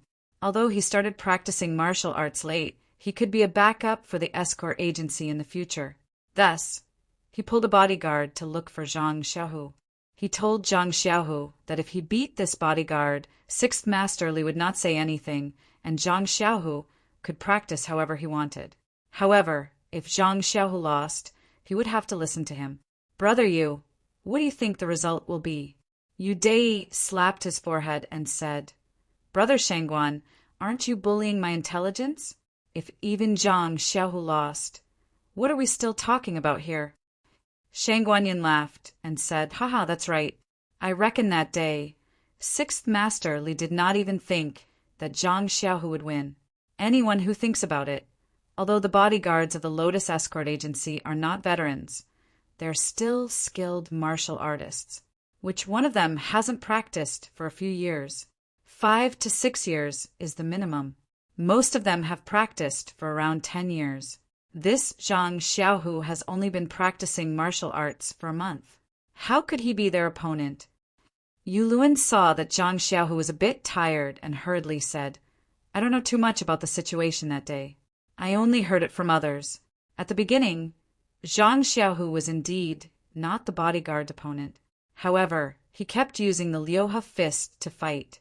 Later on, the more he fought, the more proficient he became. He was actually tied with the bodyguard. That bodyguard tried a few different fist techniques, but to no avail. He became impatient, and in the end he was punched in the chest by Zhang Xiaohu and had no choice but to admit defeat. This Zhang Xiaohu is really interesting. Could it be that he really is a genius?" Yu Dai also became interested and said, "However, for someone who has only practiced fist techniques for a month to be able to win against someone who has practiced fist techniques for many years, it's too inconceivable. What is the reason for this?" At this time a voice sounded and said, "There is no other reason. It's just practice." Everyone looked over and saw that it was Zhang Xiaohua who answered in high spirits. When Zhang Xiaohua heard that his second brother, Zhang Xiaohu, had only practiced the Liuha fist technique ever since he entered the escort agency, he felt his heart skip a beat. It was as if a string in his heart had been plucked. It was just like when he met Li Jinfeng in the morning. Li Jinfeng's words made his heart skip a beat. Other people's things were other people's things. They might not necessarily be suitable for him. Only those that were suitable for him were his. Now that he combined it with his second brother's training method, he suddenly thought of a way out for himself. In an instant, he felt his eyes brighten as a great path appeared in front of him. When he heard Deity ask for the reason, he couldn't help but feel an itch in his heart and blurted out a sentence that Mr. Liu had said. Deity frowned and snorted, saying, "Young Masterly, why is your servant so impolite? Didn't you teach him some etiquette at home?" Li Jinfeng blushed a little. Wasn't this obviously saying that he had no manners? He hurriedly stood up and explained, "Brother Yu, you've misunderstood. This is not my servant. He works at Shi Mountain Villa. Speaking of which, he's a friend that Brother Shangguan, Brother Yu Luin, and I have made together." Friend.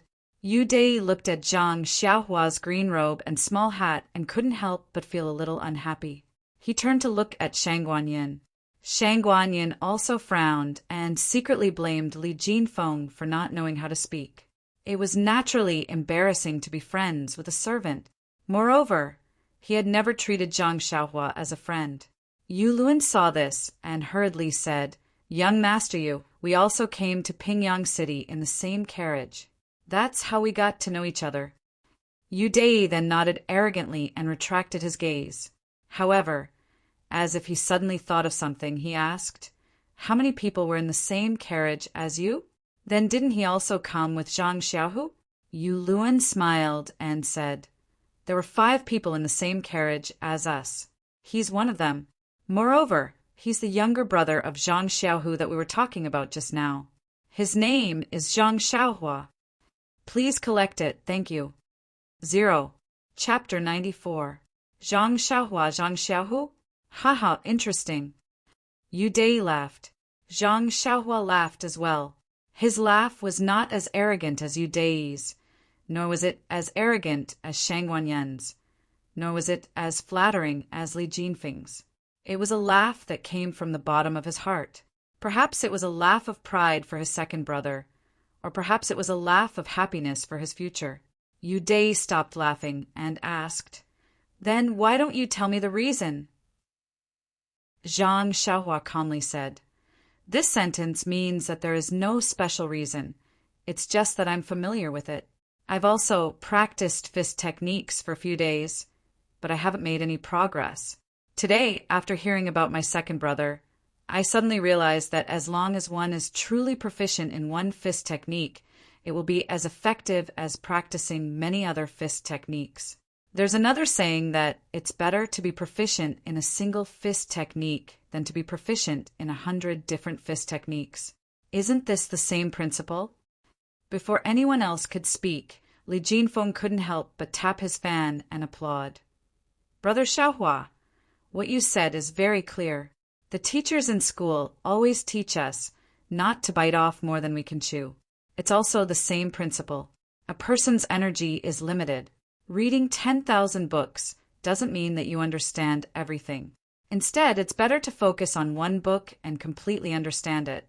In the past, I didn't pay much attention to the saying, but now that I've heard about Brother Xiaohu's achievements, it seems that I'll have to pay more attention to it when I study in the future."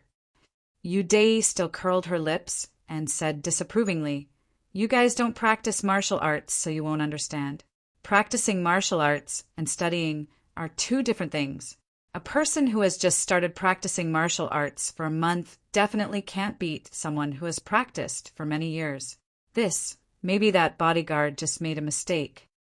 Shangguan Yin said, "Yes, that 6th master Li also thought so." Although he agreed with Zhang Xiaohu's decision, he still wanted to test Zhang Xiaohu's bottom line. The next day, he found 2 more bodyguards to compete with Zhang Xiaohu, but the results were still shocking. Although Zhang Xiaohu didn't win against the 2 bodyguards, the 2 bodyguards didn't gain any advantage either. Both matches ended in a draw. Deity couldn't sit still any longer and stood up from her chair. "Impossible, I know the bodyguards of the Lotus Escort Agency. Many of them have extraordinary skills that aren't inferior to those from the martial arts hall. How can they not take down this Zhang Xiaohu? Impossible, impossible. Shangguan Yin waited for Yu Dai to finish speaking. Seeing that Yu Dai was pacing around in circles, he slowly opened his mouth and said, "Young Master Yu, you're at a dead end. You didn't listen carefully. Fist techniques. Let's compete in fist techniques." "Oh, fist techniques, I know." Yu Dai patted his head and quietly sat down. He said, self-deprecatingly, "I still can't hold it in. Master has already told me so many times. How could I forget that they were competing in fist techniques? If that's the case, then the bodyguards really could have been forced to a draw by Zhang Xiaohu if they didn't use internal strength. Humph. But even if I don't use internal strength, I believe that I can still beat Zhang Xiaohu. Isn't he just a bumpkin who just started out?" Yu Dai started off well, but as he spoke, his playboy nature was revealed. When he said the two words internal strength, Zhang Xiaohua and Li Jinfeng had faces full of confusion. Yu Luen's face revealed an envious expression, and his chubby fingers couldn't help but rub together. Li Jinfeng didn't say anything and silently looked at them. Zhang Xiaohua couldn't let go of the opportunity to know everything about martial arts, so he impatiently asked, "That internal strength, what is that?" "What's internal strength?" "Ha!" When Yu Dai heard this, he couldn't help but laugh loudly. He shook his head and raised his head to look out the door, not saying anything else. Shangguan Yin also seemed to have heard something very interesting, and his face was full of smiles. However, he still said, "Zhang Xiaohua, I can't tell you what internal strength is right now. When you have the opportunity to practice martial arts, you can ask your master." When Zhang Xiaohua saw that they didn't answer, he couldn't help but look at Yu Luen. However, Yu Luen only smiled flatteringly at Yu Dai, and his slightly greedy eyes followed Zhang Xiaohua. In his eyes, Zhang Xiaohua was just transparent, so how could he answer his question? "Sigh," Zhang Xiaohua sighed in his heart, but immediately became excited. "If you don't tell me, I can ask Captain He. After all, he's a regular disciple of the Misty School, so he'll definitely know something like this." Just as he was thinking, Yu Dai suddenly retracted his gaze and stared at Zhang Xiaohua. "Zhang Xiaohua, right? What kind of internal strength do you want to know?" "I can tell you, but there's a condition." Zhang Xiaohua was stunned and couldn't help but ask, "Condition? What condition?" Yu Dai smiled and said, "It's very simple. Let your second brother Zhang Xiaohu compete with me in fist techniques, and I'll agree to tell you." When Zhang Xiaohua heard this, she laughed and shook her head. "No, I can't agree to your request in place of my second brother. I haven't seen him in a long time." Yu Dai laughed. "I knew it. You won't dare to agree. You're just a coward from the countryside." "Humph." Zhang Xiaohua shook her head again and said, "This has nothing to do with guts. Maybe I'm a coward and don't have the courage, but I'll go forward even if there are thousands of people. This has to do with my heart's beliefs. Sai, illiteracy is so scary. I need to hurry up and let Zhang Xiaohua study. When Xiaohua says something like this, I get goosebumps. I won't let someone else do this kind of boring thing with my second brother for no reason. I might not know what internal strength is right now, but there are probably many people who know. Since it's not your secret, then I'll naturally find out sooner or later. Young Master Yu, what do you say?"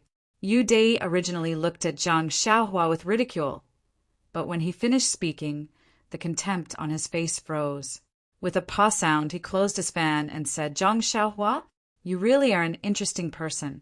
At such a young age, you actually have this kind of thinking. Did you really just come from the countryside?" Zhang Xiaohua still had a smile on her face. "It doesn't matter if I'm from the countryside or not. I only know that I only do what I think I should do." Yu Dai nodded seriously and said, "Zhang Xiaohua, I take back what I just said. Since you said that you'll find out what internal strength is sooner or later, then I won't hide it anymore. I'll tell you right now and let you know that people from the countryside and people from the city are really different." After he finished speaking, he stared at Zhang Xiaohua to see how he would respond. However, Zhang Xiaohua's pure eyes weren't timid at all. She met his gaze, and her face was calm, as if she was saying, "If you want to say it, then say it. I'm not forcing you. If you don't want to say it, then I don't care." Seeing that Zhang Xiaohua didn't say anything, Yu Dei could only slowly say, "Actually, internal strength is very complicated to explain. You've never practiced martial arts before, so it's not easy for me to explain it to you. To put it simply, when you practice martial arts, if you practice internal strength, then your body will produce a kind of power. We call it internal strength. Internal strength is different from your body's strength. It can be increased through cultivation. Moreover, when you don't use it, it will circulate in your body. When you use it, it will have an effect. Different fist techniques have different internal strength paths, so when you use it, it will have a very powerful effect. For example, internal strength is like a weapon, like a sword. When your second brother competes with someone else in fist techniques, then he'll throw away the weapon and only use his body strength. If you add in internal strength, then that means your second brother is empty-handed while the other person has a sword. Then your second brother will definitely lose. Do you understand? Yu Dei's words made Zhang Xiaohua dumbstruck. It really gave Zhang Xiaohua a lesson on the basics of martial arts. He never thought that martial arts would be so complicated. He thought that it was as simple as practicing his fists and legs, but after seeing it, he still had to learn internal strength. After hearing Yu Dei's words, Zhang Xiaohua asked, "Does the Arhut fist have an internal strength that can be used with it? Where can I find the cultivation method for this internal strength?" Bang! Yu Dei fell from the chair he was sitting on, causing Yu Luan to quickly help him up. He carefully patted the dust off his body and said with a charming smile, "Young Master Yu, you should be careful. There's no need to make such a big fuss when talking to the servant." Yu Dei carefully sat down on the chair and used his hands to grip the chair tightly. He threw his folding fan onto the table and solemnly said, "This Zhang Xiaohua is a strange person. The questions he asks are too shocking and his thinking is too far ahead. I have no choice but to be careful when dealing with him." Then he turned his face towards Zhang Xiaohua and solemnly said, "This little brother, for you to be able to ask this kind of question, it shows that you are an idiot who has never practiced martial arts." As everyone knows, the Arhut fist was passed down from the Dalan Temple and is now widely practiced in the Jianghu. Its status in the Jianghu is similar to Zhang San's status in the Jianghu. It is so famous.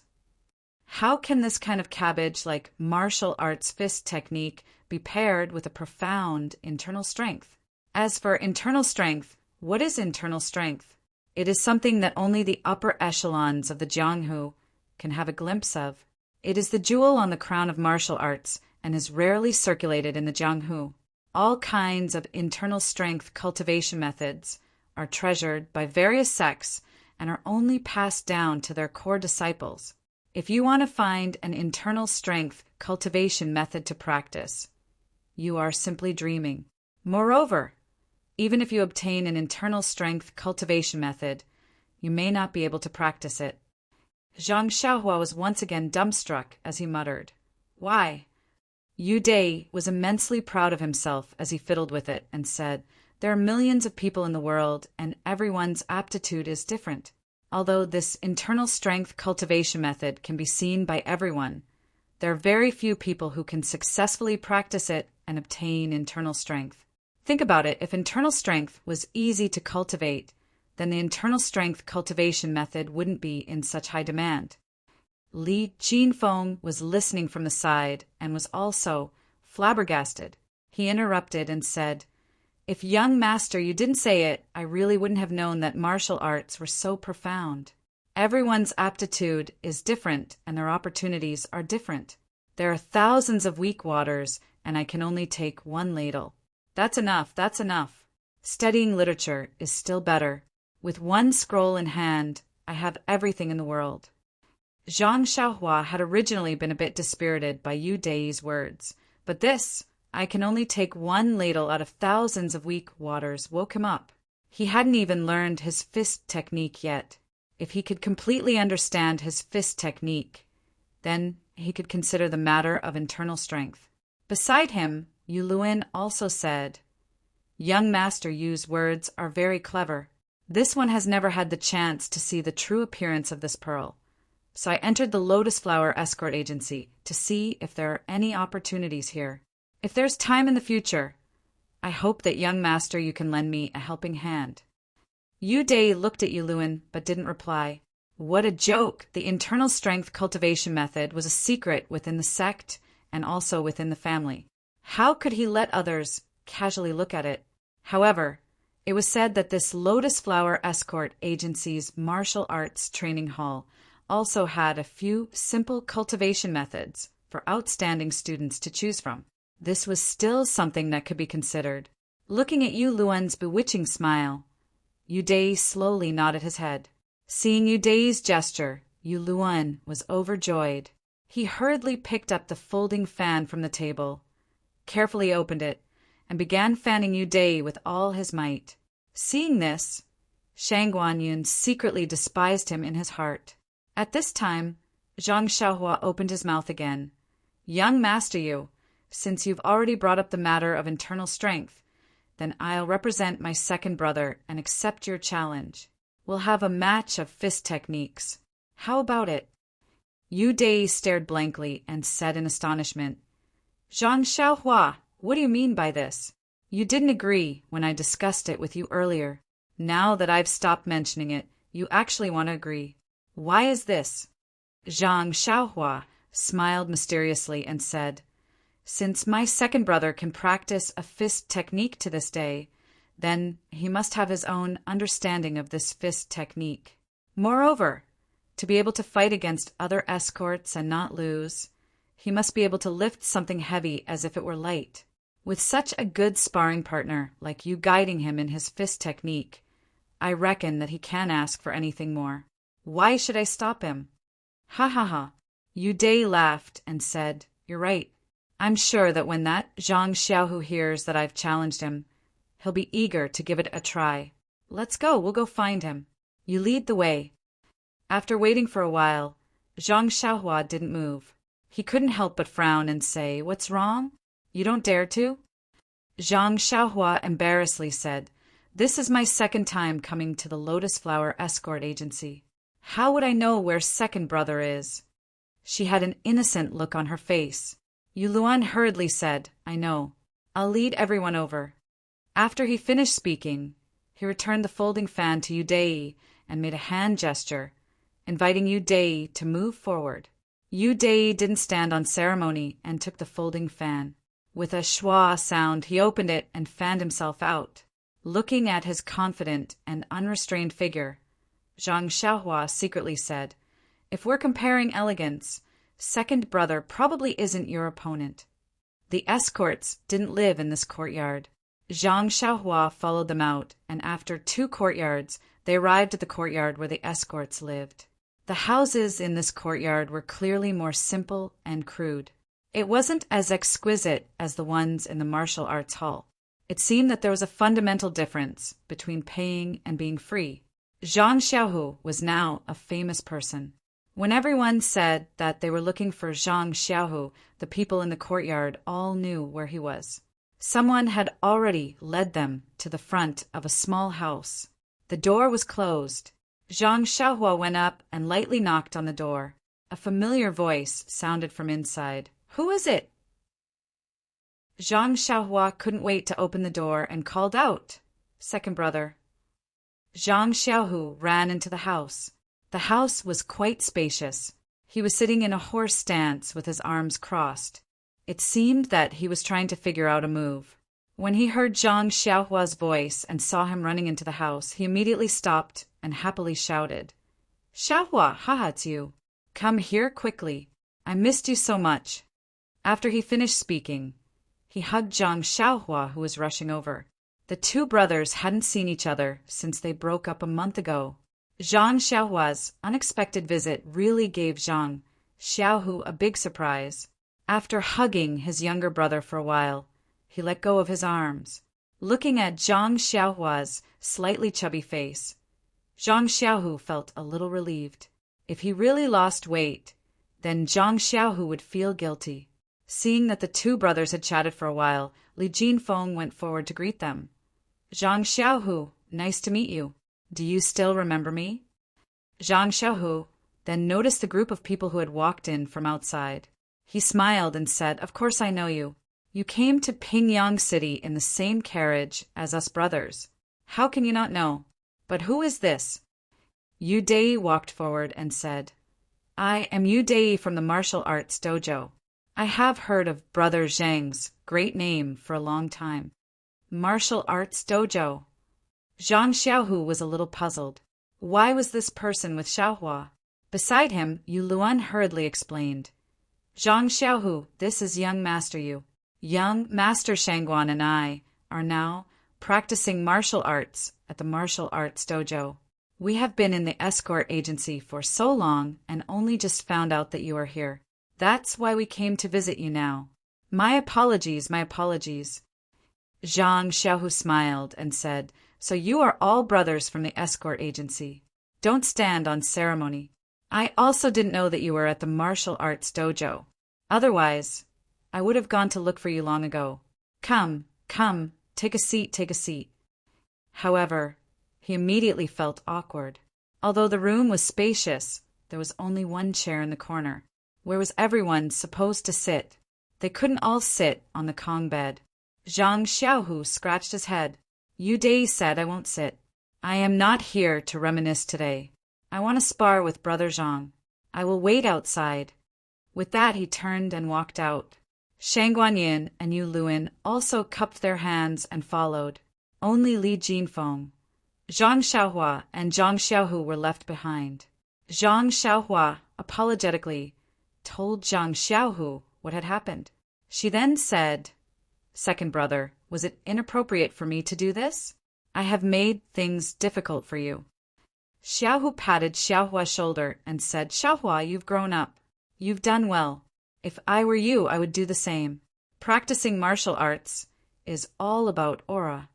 Even if I lose, I can't lose my aura. I would definitely accept this kind of provocation. Moreover, I've been studying this fist technique for the past few days and have gained some insights. I was just about to find someone to test it on. Yu Dei came at the right time. Hee. Haha. Let's go and see the fist technique of the martial arts dojo. With that, he took Zhang Xiaohua's hand and walked out of the room together. There was no sign of Yu Dei and the others outside the room. They must have gone to the martial arts arena. When the three of them arrived at the arena, there were already many people gathered there. It seemed that the news of Zhang Xiaohu and Yu Dei's match had spread. There were even more people coming here. Zhang Xiaohu and the others squeezed into the crowd and said, Make way, make way. If I don't go in, you will all be sunbathing here. When Zhang Xiaohu squeezed into the middle of the crowd, he was already sweating profusely. Zhang Xiaohua could not help but sigh. This martial art was at the end of the line. No matter how much you practiced, you could only fight against 100 people. Only by winning the hearts of people could you be considered a profound martial art. If you used the human wave tactic, even if you fought against 100 people or 1,000 people, you would still be defeated. Just look at second brother's sorry state after squeezing through the crowd. 0.